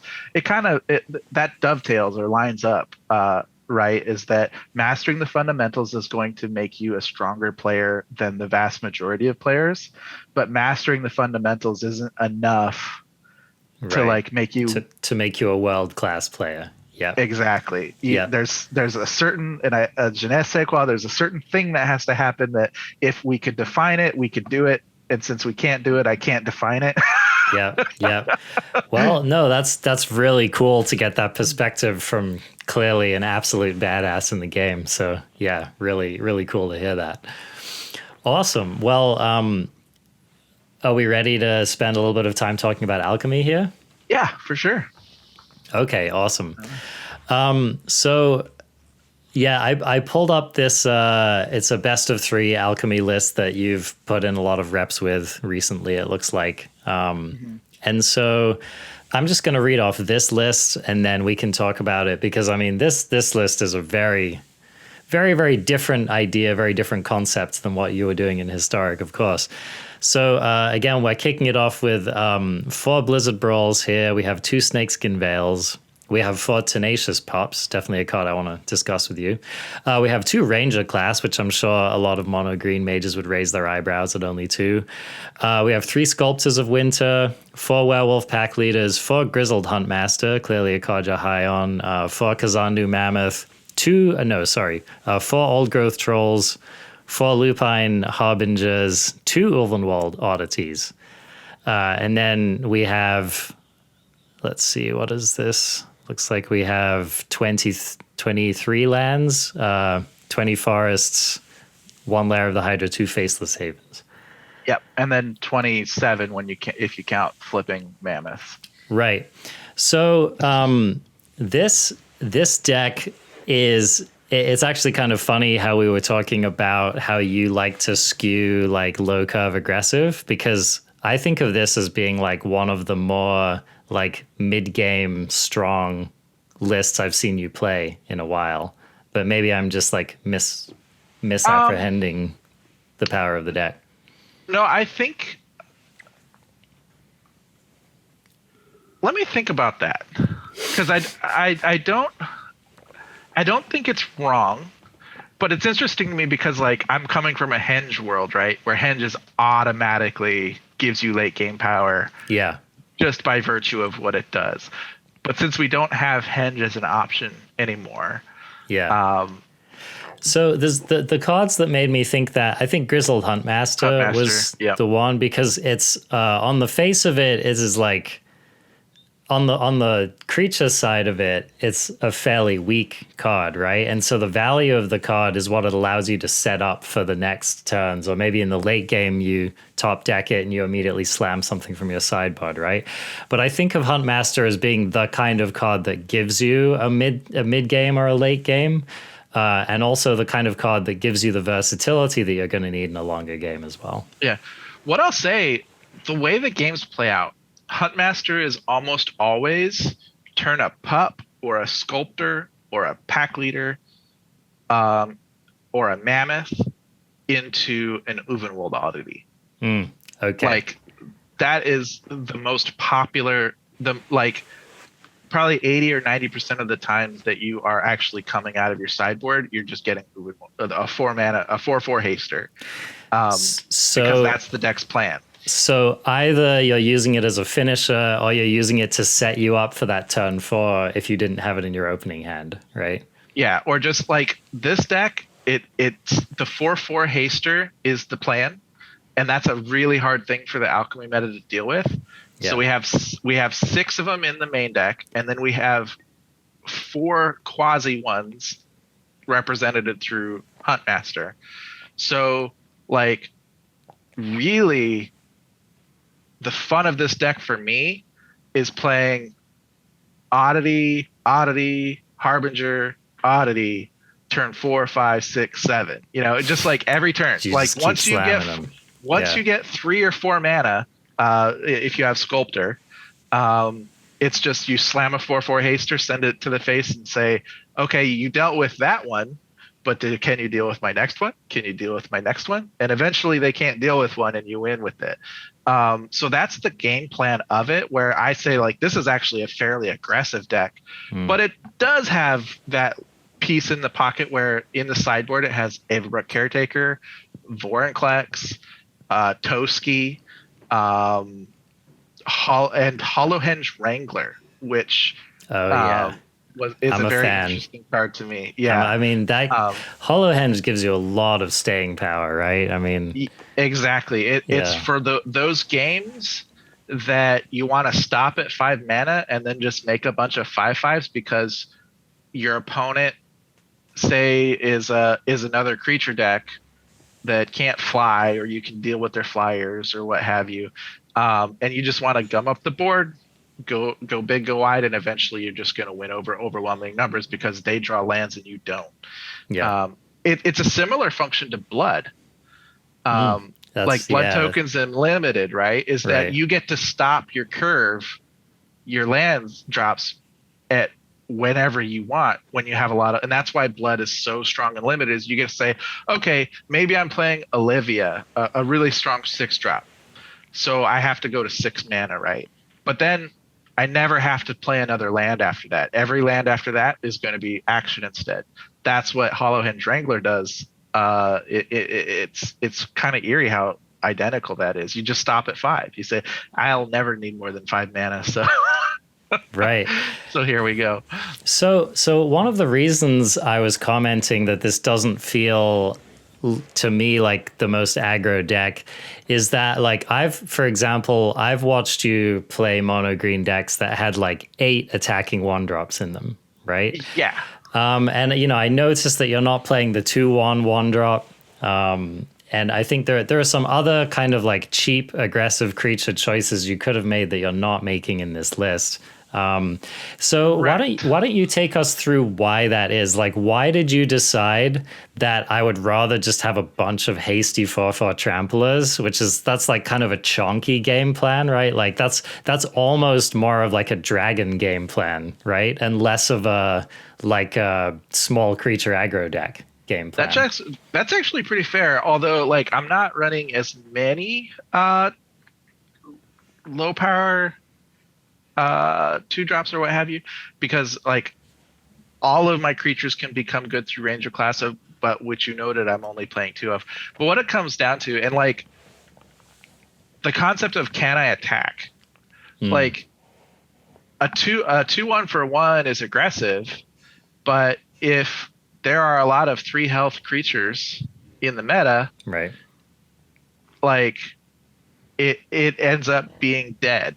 And I'll talk about the concept of mono green is almost always a quantity deck as opposed, and PVDR DDR has an excellent article about his like 5 heuristics for Magic. I don't know if you're familiar with that, but it's my favorite of all of his articles. I may have read it a long time ago. Yeah. Got you. But one of his heuristics is determining whether your deck is a quantity deck or a quality deck, and he brings it up to describe when you should be mulliganing or not mulliganing. But so the difference between those decks is a quantity deck is all of my cards do largely the same thing. I just want to cast as many of them as I can as quickly as I can. A quality deck is I have some very, very powerful cards, and then I have a bunch of cards that either enable them or do something else that's important to my plan. And so, like, for instance, combo controls are typically quality decks where you want to find your creativity, because if you cast your creativity, you win the game. So you will mull those more often, right? Looking for that. Auras. Azorius Auras in Historic is a classic quality deck. You're looking for your core spirit dancers, your artifice, your SRAM artificers. Yeah. So you're going to mull aggressively, even down to 4 sometimes, to make sure you get those cards that are really important. This deck is a quantity deck. All of our cards are overstated creatures for their place on the curve, and they all do the same thing. I don't care whether I have an Oddity or a Harbinger or a Huntmaster, an Old Ghost Troll, to any degree. Of course, there's nuances, and they're different, and they're stronger in their different ways, but not so much as the difference between a Grizzled Huntmaster and a core Spirit Dancer, for the power that they bring or creativity. So outside of the concept of mulliganing, to get back to the question of why not the 2/1 for 1, is quantity decks don't want dead cards. Every card has to move consistently with enough consistency, help you with your game plan. So that's when you're looking at the meta, and dead cards in the green world is cards that can't attack into the typical blockers that you're going to see in the meta. And so we run the pups, but the pups help your pack leaders get over. They help your other cards get over.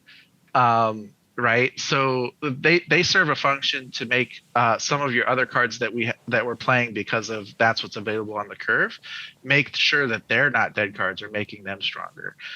So like, yeah, the 2/1 for 1, it's great. I've always wanted one. Like, since Pelt Collector left, I feel like the 1-drop slot in green has been kind of really lackluster. How we've missed the Pelt Collector. Yeah, but think about what the difference between the Pelt Collector and the Pack Leader, right? Is that the Pelt Collector grows turn after turn and can put damage in turn after turn, where the Pack Leader can be a dead card as early as turn 2. Yeah. And it can stop attacking as early as turn 2, where that Pelt Leader would more consistently grow and be relevant than the Pelt Collector, then your Pack Leader, because your Pack Leader only procs off of 4 CMCs, which we're not running very many of, right? Yeah, well, and it's also like, in this deck, I feel like by the time your 4-drops are hitting the battlefield, you're kind of hoping that the 4-drops are going to end the game, right? You're not like banking on this 1-drop that you played a while ago to like Yeah. finally turn on and start doing something. Yeah, and so like here's a genuine question. It's like, okay, so a lot of people, you can look at a deck and go, this has 8/1 drops, it's aggressive. Okay, yeah. But what's more aggressive, a 1 drop or a 4 mana 4/4 haster with trample? Like they're both aggressive cards. One's a 4 drops you don't typically think is aggressive, but that's aggressive. It's putting a very fast clock on your opponent to be realizing 4 damage to the face that tramples on turn 3 or turn 4. Where like so. Actually, this is something I haven't done, but it just came to my brain is as a thought experiment. Is okay. So say you play a 2/1/1. You attack with it on 2. That's 2 damage. You attack with it on 3. That's 4 damage. You attack with it on 4. That's 6 damage. And that's assuming you get that's assuming 3 clean attacks with a 2/1 on turn 2, 3, and 4, right? Yeah. Say I play my 4/4 on 4. It more likely gets home because it's a 4/4. That's 4 damage. That's already equal to 2 of your 2/1 attacks, right? So I feel like in terms of speed, they're almost identical in realized damage to the face. Well, so I think that's a really interesting point you raise because I think you're right about raw damage output. What becomes interesting is the question, can a 4-power aggressive creature be good in this format, right? Because clearly, like, for example, we had the option in previous formats to play really, really strong, like 4-drop aggressive creatures in the form of Questing Beast. And, we had some pretty good options. And yet I felt like a lot of those Eldraine decks, Lovestruck Beast. Yep, Lovestruck Beast. Well, and so let's talk about that, right? Because clearly you built this deck saying a deck with 6 4-drop aggressive creatures in the main deck is going to be a successful game plan. Clearly, certain things have to be true about the meta for that to be true, right? Because I feel like in a meta with too much spot removal, in a meta with too much of certain kinds of interaction, you're just going to get roasted for like tapping 4 mana and having your opponent interact with it in an efficient way, right? So what's true about the alchemy format to make these, in my opinion, like pretty expensive for an aggro deck creatures worth it? So I brought up what's different about why Questing Beast, and Questing Beast saw a ton of play and a ton of very successful play. So it wasn't not played, but there were times when it was not played. In fact, I think that I might be overinflating my own impact here, but I actually leveraged the concept, the heuristic, if you will, that Questing Beast is the most powerful green card in existence at the time, and needs to be a 4 of in every green deck. And when I brought up that Croaky story, that's definitely the first thing he did, was he added 4 Questing Beasts and took out 4 of something else. But when I first built my green deck, what I called it was 3 CMC Mono G. And it ran 0 Questing Beasts. And I think it was the first like widely publicized successful mono green deck post Eldraine that didn't run 4 Questing Beast. And my analysis at that time was that you had adventure decks, like every deck, there were enough decks in the meta that you, both on the control side, on the combo side, and on the aggro side, that used Lovestruck Beast, that it became a blanked card, right? Like, or at least one that traded negatively. Yeah. When your strongest card in your deck and your 4-drop trades with the most popular 3-drop in the meta, you want to be doing something else. So I made a 3 CMC mono green where literally the only card above 3 MC that I played was Henge itself, and was successful in that way. Now in the alchemy meta, there is no Lovestruck Beast. So a 4 mana 4/4 rates. It can attack into everything efficiently, even the dragons, right? It at least matches them. So they play a Hellkite. I can play my 4/4 and they're forced to trade. Or take the damage, but their Hellkite didn't have haste. Mine did.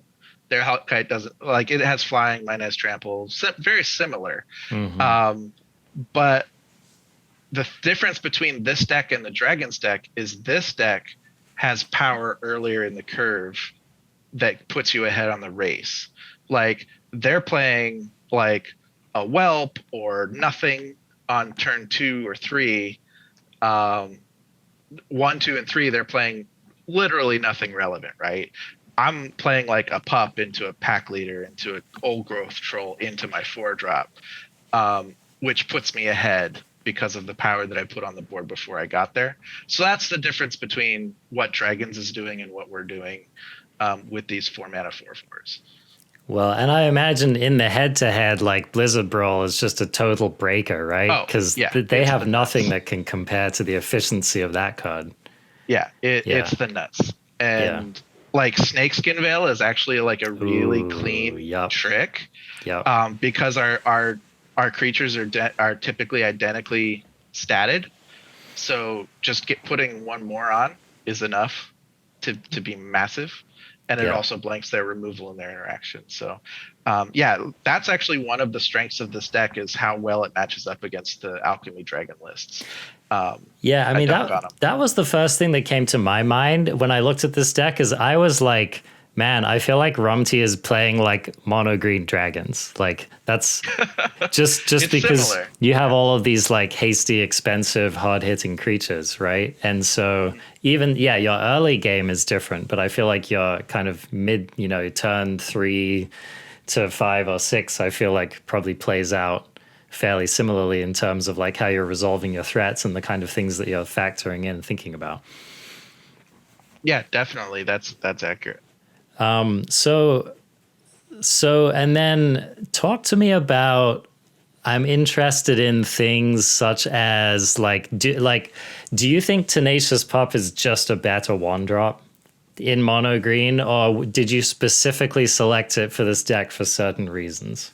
So actually, this deck evolved and I experimented a lot and hold on, is there a way for me to share? It's gonna mess up the way that I've got OBS set up here. Got you. Okay. We Sorry. we Okay. have a video editor who can like put cards up, but I Got don't you. know. So yeah, anyway, so what I'll say is that the fading hopes and what have you, Tenacious Pup's weakness is that it's on cast, not on resolve, Right. the trample. Yeah. And so you like divide by 0, Jawari's Disruption, all of these cards that stop the the creature from resolving to the board also consume the trigger. It consumes the trigger of your pack leader, and that feels really bad. And it was happening often enough that I actually switched to a version with no 1-drop creatures at all. I think I plugged in like an extra Snakeskin Veil. I plugged in a couple Inscription of Abundances to have more interaction and more combat tricks.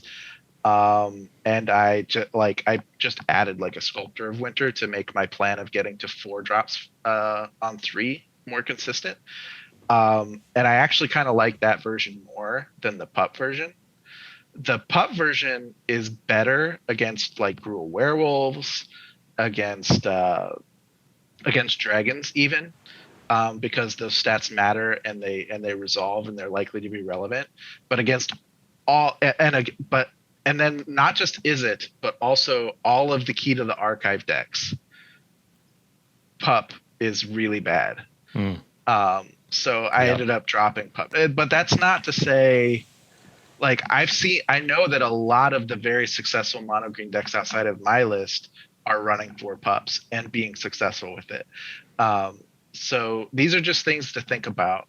And I haven't played enough Alchemy. Like I have to play like 500 games to be able to say with any sort of authority that this is the list you should be playing and not this other list. Sure. If I don't have that amount of games, what I can say is this is a really good list with these drawbacks. This is another really good list with these different drawbacks. Pick your poison. You know, one right. Like I don't know which one's correct. They're both strong. They're both weak in different ways. Who knows which one's actually better? Well, one of the reasons I was asking about Pup is it just seems like such a swingy card to me, right? So, for example, in this list, like I feel like a curve of like Pup into Sculptor of Winter sounds super strong to me, right? Because Sculptor gets to crack in and then tap for mana, right? Yeah. And like that's really and having a, you know, a 2-mana 3/3 is like what this deck is about, right? So so that seems like an insane little curve there. But then like Pup into Ranger class is meh, you know, it's like your 3-drop still gets the buff. Yes. Right? Yes. So it's not entirely wasted, but I feel like having the buff hit your 2-drop is like it's gotta be better, right? Not always. Like there's a lot of times in a lot of matchups where I will purposefully play my Rangers class instead of say a pack leader or a sculptor because I want that buff to go on my Mammoth or my Troll or my Huntmaster. Because it's just going to be more relevant to have a 5/5 or a 6/6 cracking in with Trample. I suppose that allows you to play around like Dragon's Fire, for example, right?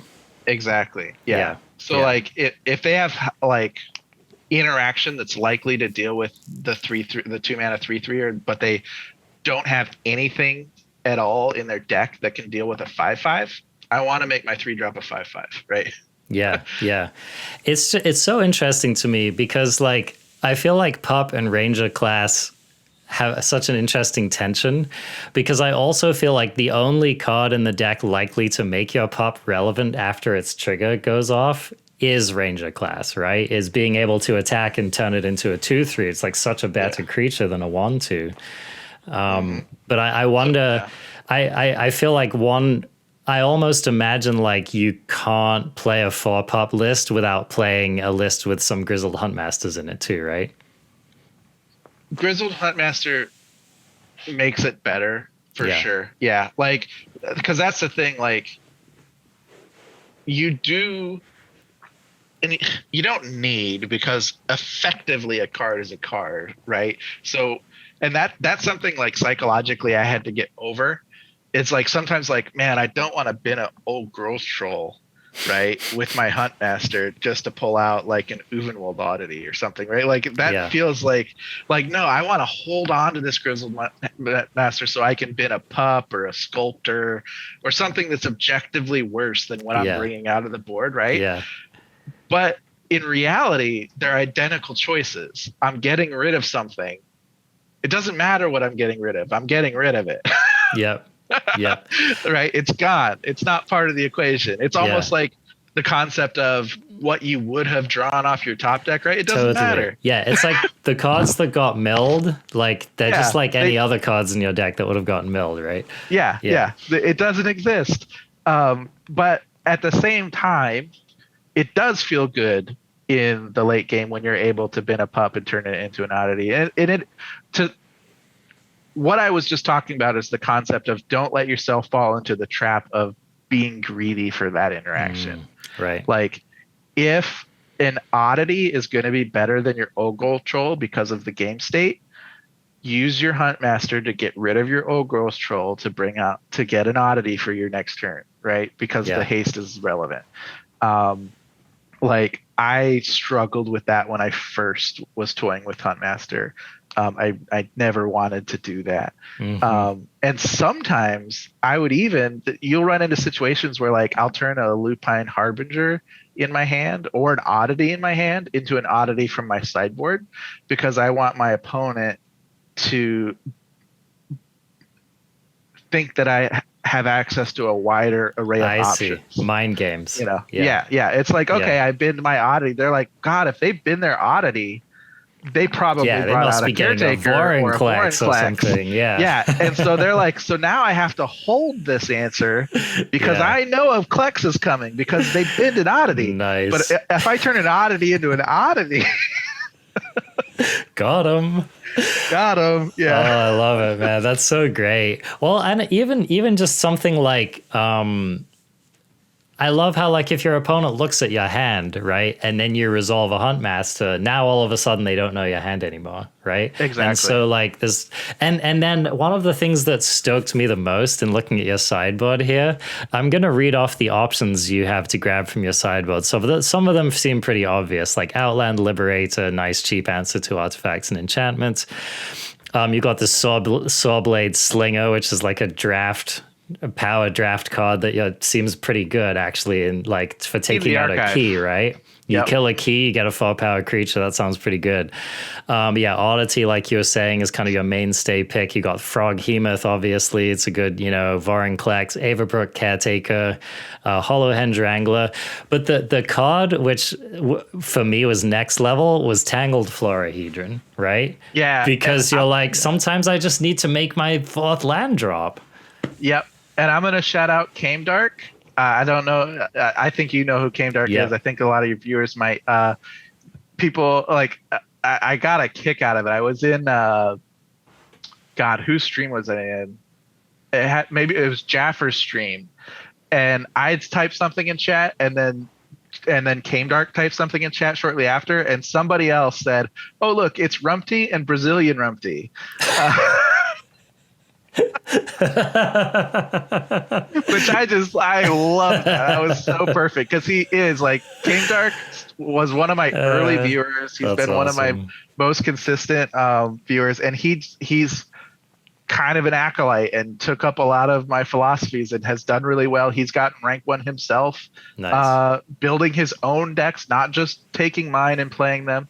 But to get back to the topic at hand, Came Dark is the one that convinced me that Florahedron belongs in the side. We actually argued over it a lot. I will cede to his wisdom. He was right and I was wrong, and that's exactly it. Sometimes you just need that 4th land drop, and it. You've probably heard me say this concept a few times, and this is different than tournament ladder or tournament magic. And you've heard me talk about winning you a percentage of games, right? And when I'm making a decision, I'm saying, I know that if I'm going to grind to rank 1 on the ladder, or if I'm going to grind to the top 10 on the ladder, I want to have a good ladder result. I'm going to need to play 200 games this month, right?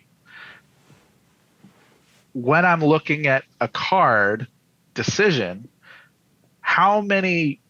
what's my best guess, considering all available data, that Tangled Florahedron is going to win me X amount of games that I would have otherwise lost versus whatever card I'm going to replace it with, right? Yeah. And ultimately, there were stronger cards I wanted to put in.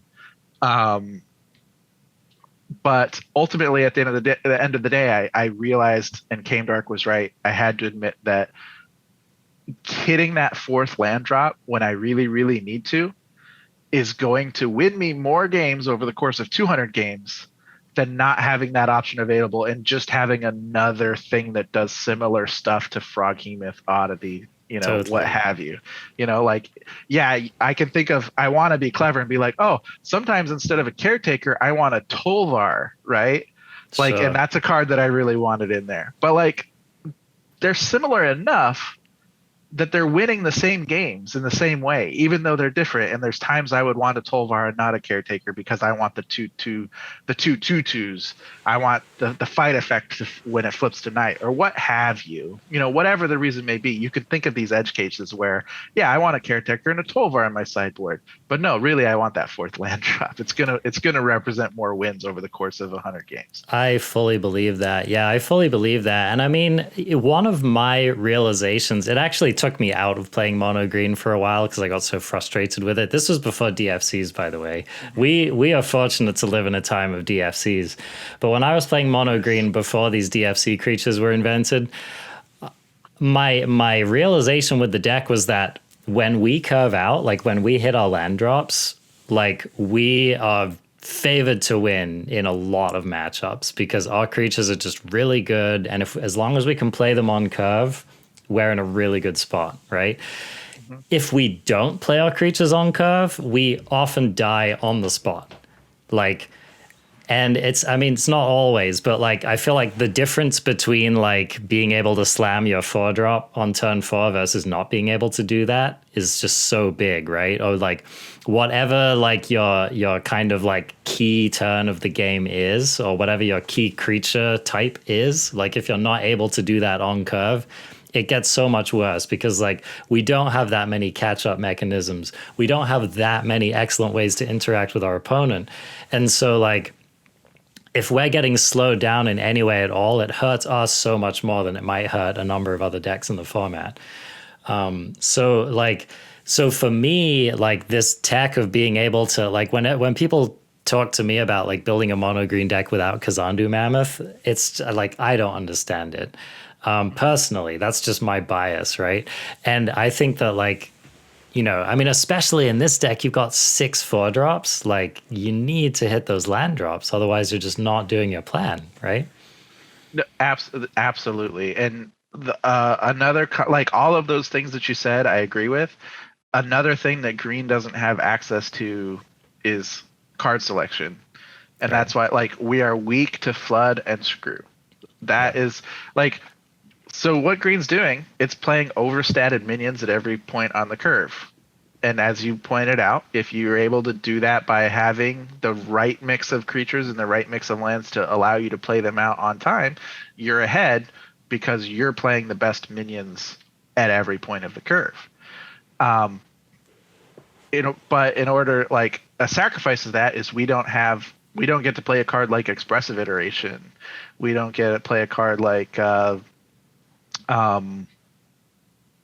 I don't know. I'm blanking on other card selection cards because Expressive Iteration is it. Yeah, But like I don't know, like Divide like, by Zero or Divide by Zero, Expressive exactly. Windfall. These things that let you draw a bunch of cards and bin the ones that don't matter to you at that moment. Yeah. We don't We don't get to scry. We also we don't often get to leave up a removal spell if we can't play our creature, right? Like, it's that kind of stuff too. Yeah, exactly. We don't have alternative options. So yeah, flood and screw are what you're trying to minimize. And yeah, as you pointed out, the dual lands, like I'm so thankful for Mammoth that it existed. Because there were other dual lands, but they didn't rate, like Fight one. Yeah, like Florahedron made its way into a lot of different lists, but Florahedron is more. It's fine, it's okay, but like there's better things. But yeah, you nailed it. And anything that you can do to mitigate the flood or the screw and not lose power, that's the choice you want to make.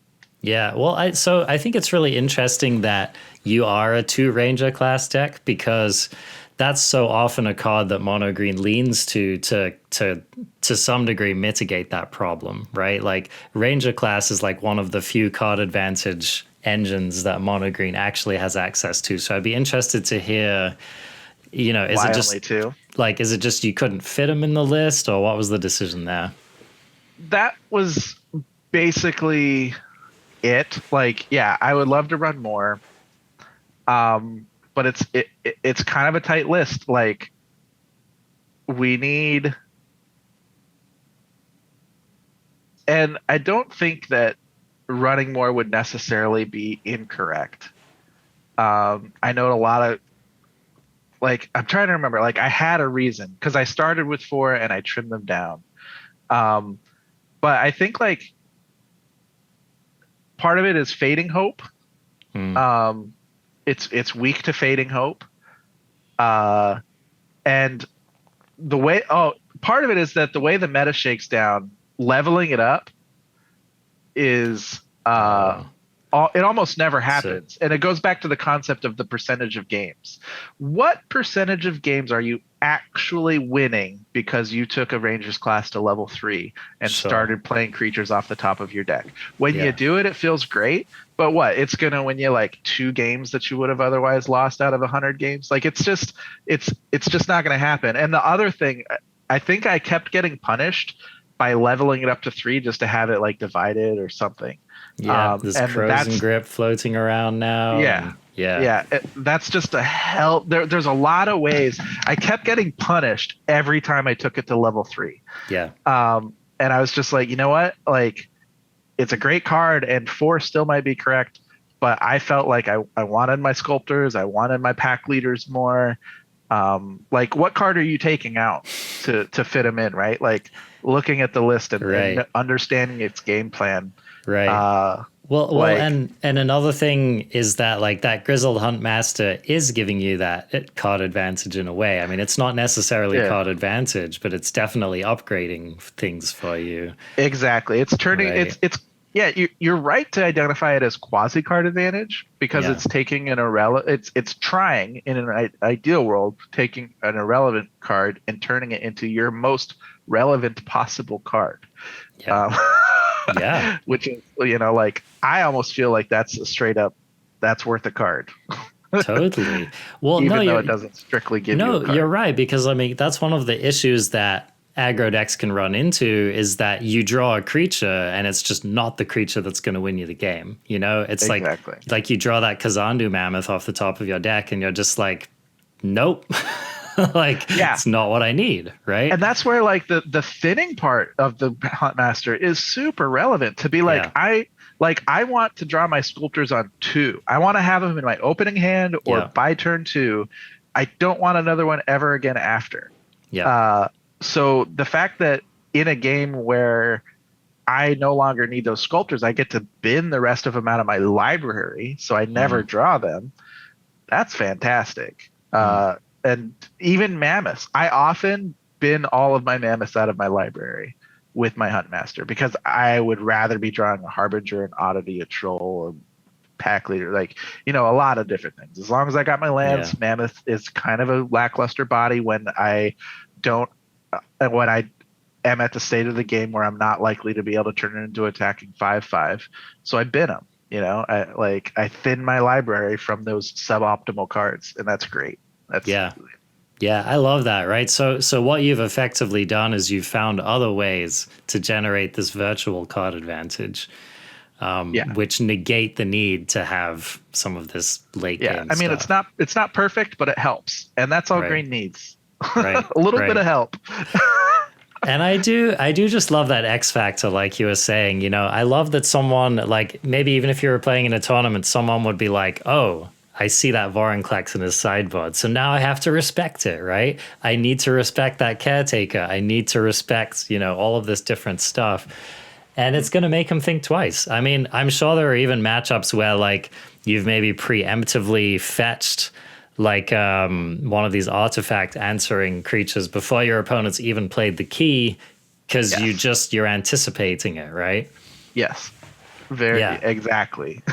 You want to be careful with that because, like,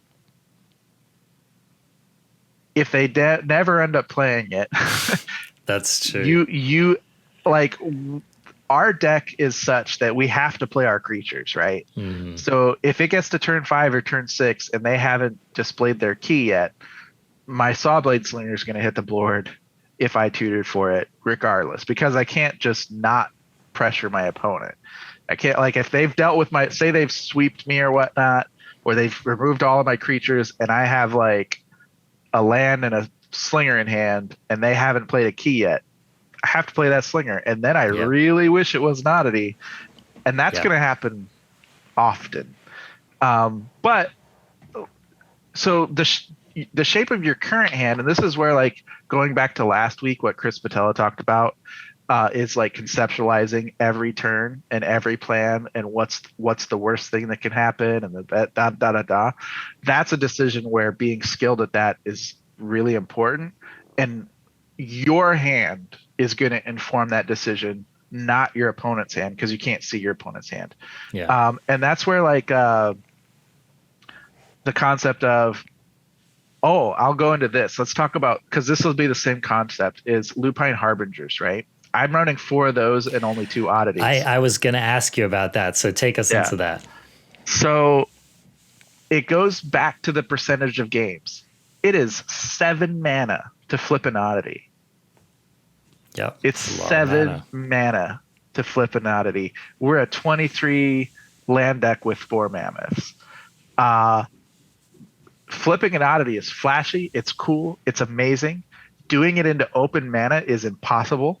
Yeah. Because you spend 7 mana to get your oddity Fading Hoped. That's like, geez. There's just like, it's such a hard interaction to utilize in a way that actually impacts the game. Lupine Harbinger, there's lots of times where on turn 2 or 3 or later in the game, you might be foretelling it. Because, like, say for instance, I'm looking at my hand, right, and say I have like 2 oddities and a Harbinger, and 3 lands, and this is on turn 2 or 3, on turn 2 when I'm making that decision. 3 lands, and then I have something to do on turn 3. I'm looking at this game state and going, I have something to do on turn 3. I have 2 things to do on turn 4. 2 different things. So that's my turn 4 and my turn 5. I know I'm drawing other cards, right? I can foretell this Harbingers and let it start growing at no cost to myself because I know I'm going to have other things to do with that mana all the way up until the point where this Harbinger is now an 8/8 haster. I love that. So you're building yourself a curve is what you're doing. Exactly. And I have the information and the agency to say, no, I need this to still be 4 mana. So I'm not going to foretell it, even if I don't use my mana at all, because the shape of my hand is such that I know I need to play it on 4. But if the shape of my hand is such that I know I don't need to play it on 4 or on 5 or probably even on 6, I'll foretell it and make it so much more strong. Right. And I love that. Yeah, so like I really like the way Harbingers plays out in a lot of these games. I feel like it adds more flexibility than Oddity does.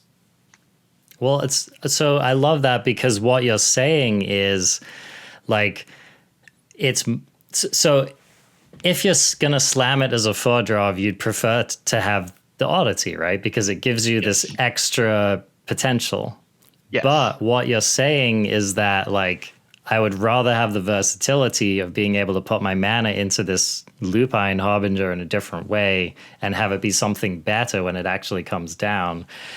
And another thing is that, like, 4-drops don't, like, they don't double spell well, right? Like, you're never going to have a turn in this deck where you get to slam 2 4-drops in the same turn.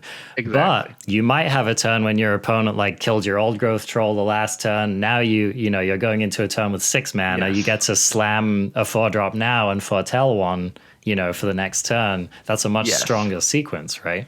Yes. And you pointed that out too, of the play pattern is sometimes you're going to foretell it late. Right.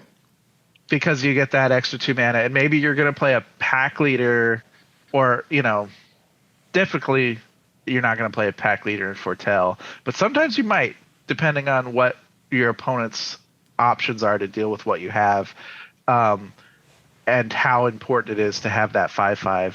But yeah, or more importantly, maybe you're going to play a Huntmaster or an Old Growth Troll at 5. And you play that and foretell your Harbinger because you're at 5, and you'll be at 6 next turn, and now your 4/4 is a 6/6, or your 4/4 is a 5/5, even if you cast it just the very next turn. And sometimes that's super relevant. And the other thing is like, let's mention the mono blacklist, right? Which are everywhere. You can start your Harbinger cooking on 2. And just be like, okay, I'm ignoring it, and I'm not going to play it until it's a 12/12, right? Like, because these games can go long, and as long as I have other things to do, and I like, those miracle games where you get to, you stall, like what green always wants to do is draw 4 lands and no more, right? Yeah. And in those games, you don't care that you have a Lupine Foretold, because you've only drawn 4 lands in all action. So that action lets you keep going. And then all of a sudden, okay, you draw your 5th land. Okay, that's still action. I draw my 6th land. My Harbinger's all of a sudden a 10/10. Yeah. And like it gets to get home and close that game. And like the amount of pressure it puts on your opponent is fantastic, and the psychological pressure. Because like one thing I'll do is if I queue up against streamers, sometimes I'll go search for the VOD later, so I can see what they were saying while we were playing. And there's been a couple of times where I queued up against streamers who I won't name, and later going to watch the VODs, the number of times that they with kind of like despair in their voice went, "That's an oddity coming, and it's what is it now? It's a 9, it's a 10." And it's just like they sense the doom hanging over their head. Well, I mean, it's like Alrund's epiphany in a control matchup or something, right? Yeah. Where it's like your opponent is just staring at it, and they're like, I have to respect that for the rest of the game. And if I sequence it all poorly against it, it's going to eat me, right? Exactly. And I think I especially love it in a meta like this, which, I mean, you know, I'm sure that you're anticipating a fair amount of like Meat Hook Massacres. I'm sure you're anticipating a fair amount of like Doom Scars. I mean, I imagine it's pretty threatening against any of these like Azorius Key to the Archive lists, right? Because like that, you know, that basically a lot of those decks are probably playing no creatures. Apart from maybe like the odd, I mean, maybe they have a Kraken or something, right? But basically they're going to be incentivized to sweep your board at some earlier point in the game. And so you can just you can play into that and play around with that and just kind of stack up this extra threat to slam the turn after you force them to sweep you, right? Exactly. And I'm making that choice where like, and I can't stress enough, the difference between 6 mana and 7 mana in an aggro deck is massive. Like getting to 7 mana, like anyone who's tried to build an Ugin deck recognizes the rarity increase of each piece of mana past like the first 4, right?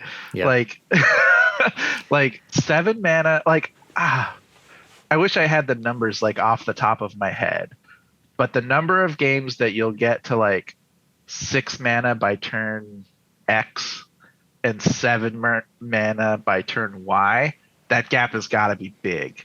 Yeah. No, it is. You know. It's each successive land drop is going to take you like more turns relatively to get to it.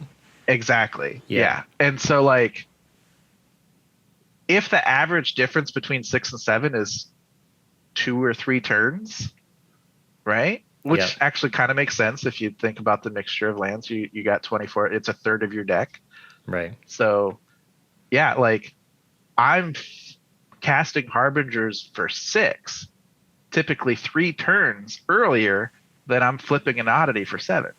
Yeah. No, you're right. And the other thing is that, like, you're getting whatever size of creature that was for 6 total mana, whereas with the oddity, to play it and then flip it, you're spending 11 mana, which is a lot of frickin' mana, especially for an aggro deck to spend, right? Yes. Exactly. So it really is kind of Christmas land that you're actually going to flip it and that's going to matter. It's kind of like, it reminds me of like leveling up your ranger class all the way, right? Like, exactly. It's going to matter in some small percentage of games. Yeah. But like if you go and look at all those lists, they're all running 4 oddities and 2 harbingers if they're running this mixture at all. Yeah. And I don't get it. Yeah. Yeah. I after playing against Harbinger, like I have come to respect the power of that card. Plus, I mean, it's just sweet how like sometimes like your control opponent will leave up removal and you'll just foretell and like you'll totally get them. You know what I mean? Like people like waste mana, right? I mean, foretelling is a strong mechanic. It's a really strong mechanic. Yep. Yeah. And it like dodges hand hate. Like that's relevant a lot of times too. There is some of that out there. Yeah, those black decks are playing that alchemy discard card sometimes, right? I've gotten by that a little bit. Yeah. Yeah. And like not that they bring it in for green out of the side, but sometimes you'll see like go blanks in the meta. Yeah, like if someone's really worried about that control matchup, they'll just main deck it, right? Yeah. Yep, exactly.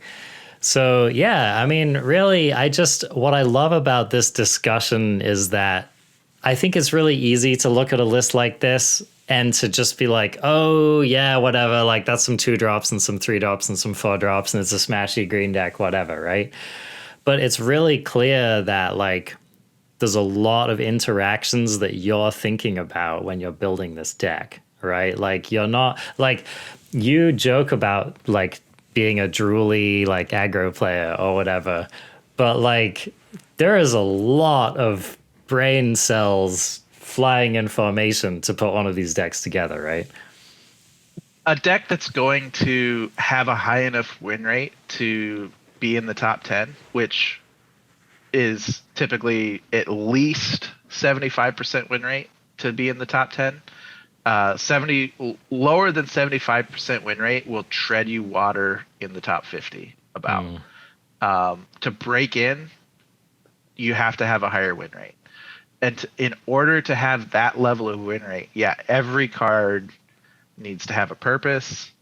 It needs to have a reason.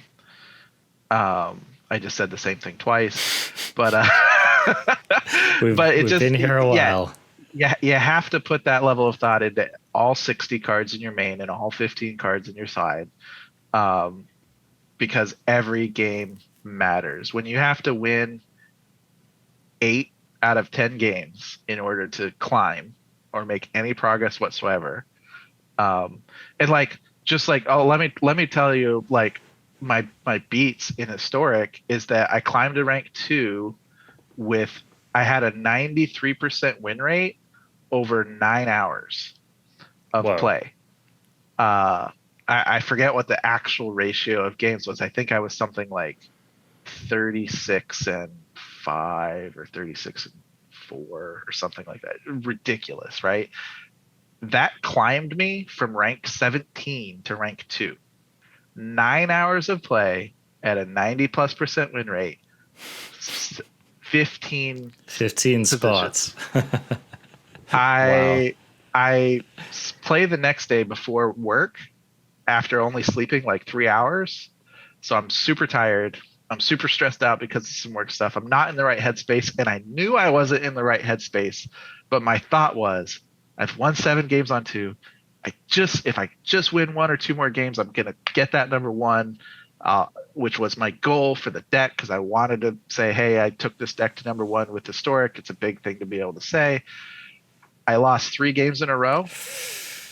Rank 14. Ooh, brutal. It undid 9 hours of work. Yeah. Not just 9 hours of work, but 9 hours of very difficult to replicate work. Yeah. I had an incredible day to have a 90% win rate over 9 hours of play. And that just said, it made me give up my desire to be number 1 again this month. Yeah.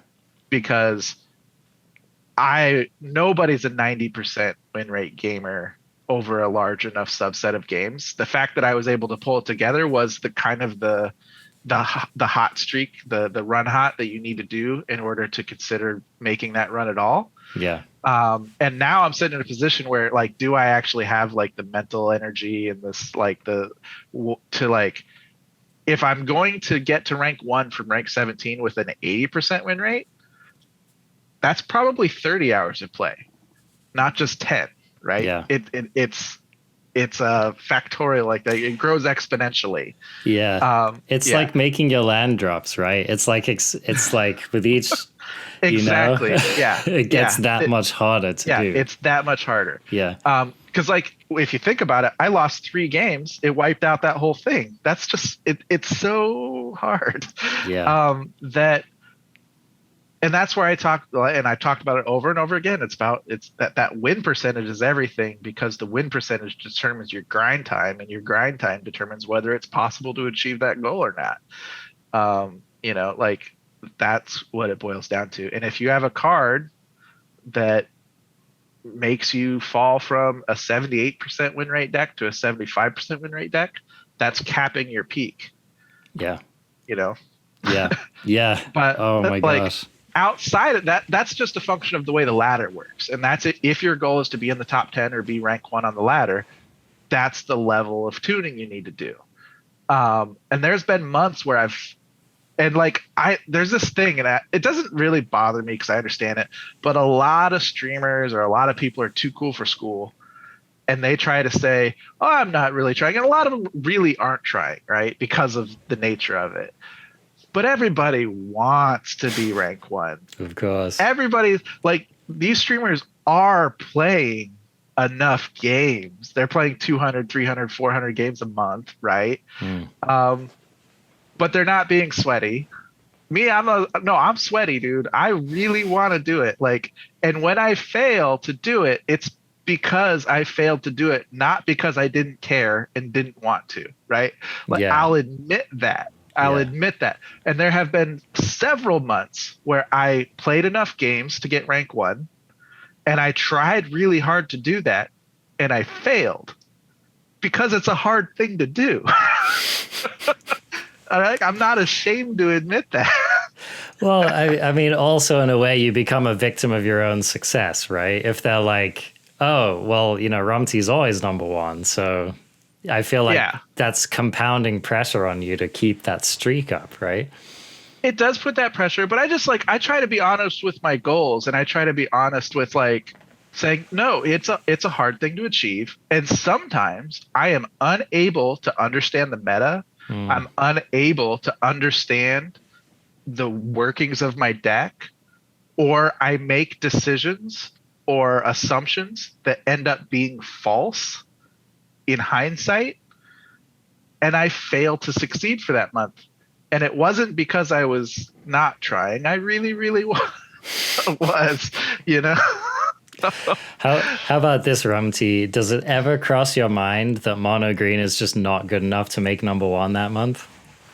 There have been a couple of months where I am convinced mono green wasn't in a good enough position to make number one on the ladder. Since I've been playing mono green, it has always been good enough to be top 10.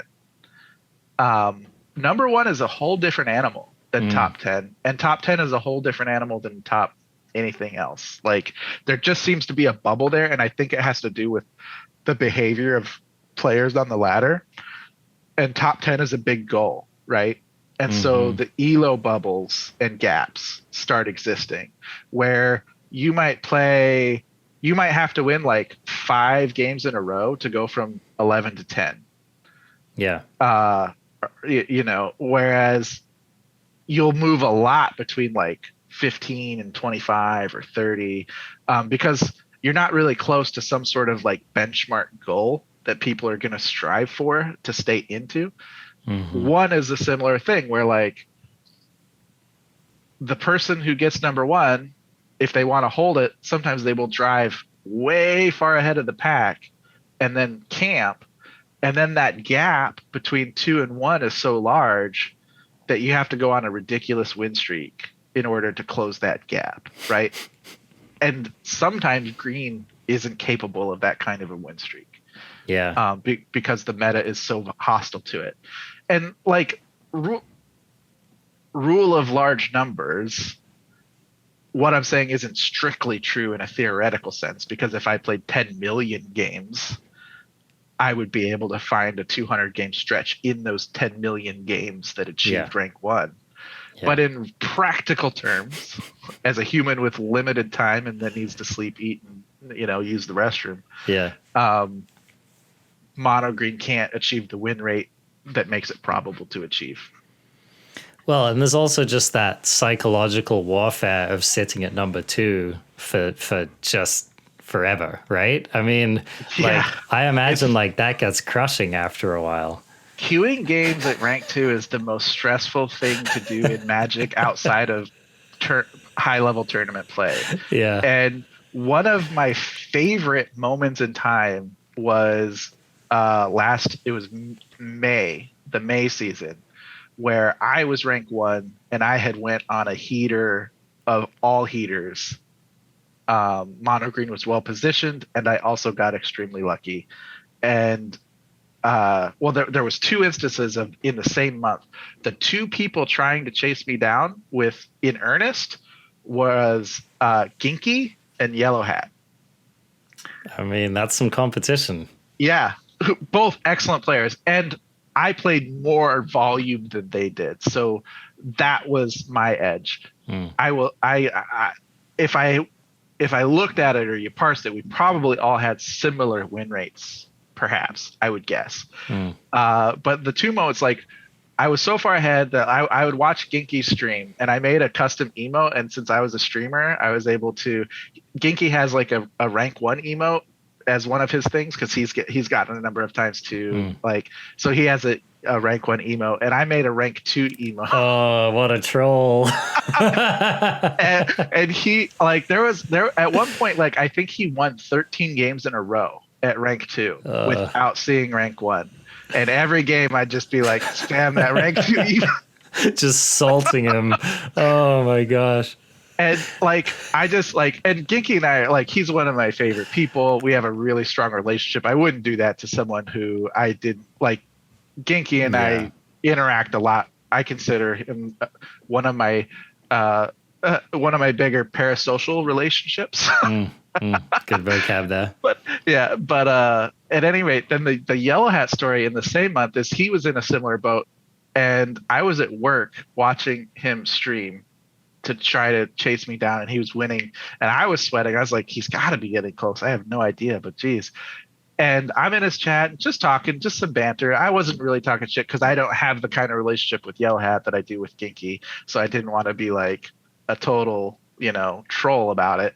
But his chat started trolling me and calling me a coward for not playing. And they were like, Rumti scared, Rumti coward, because I was just sitting on rank at that point, because there's a point at time where it's low EV to play games if you're far enough ahead, because you would need like a 90% plus win rate to even gain at all because your elo's too high. But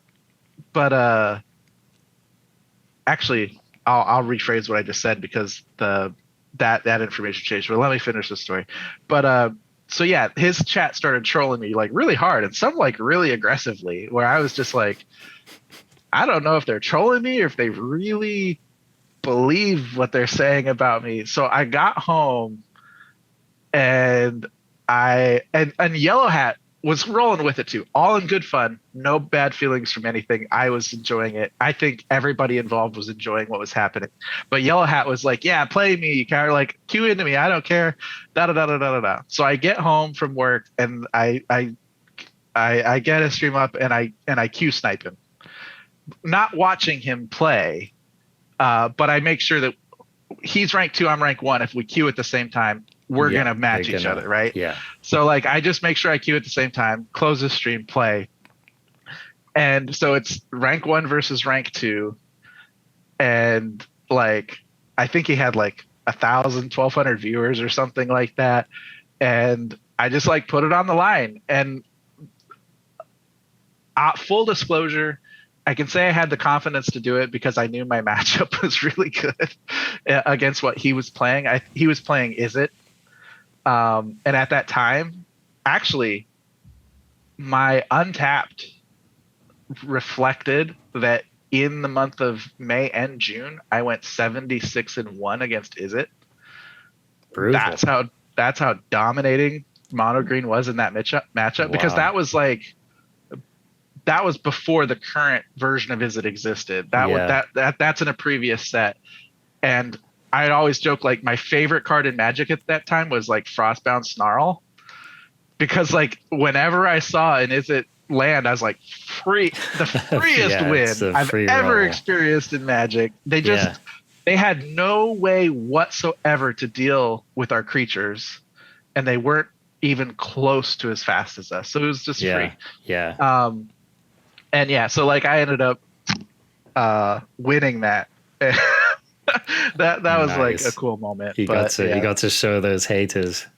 Yeah, but all of that started because I talked about how stressful it is to play at rank 2, because a loss is devastating. Like it's the difference between getting it and not. Like, yeah, you just lose so much ground.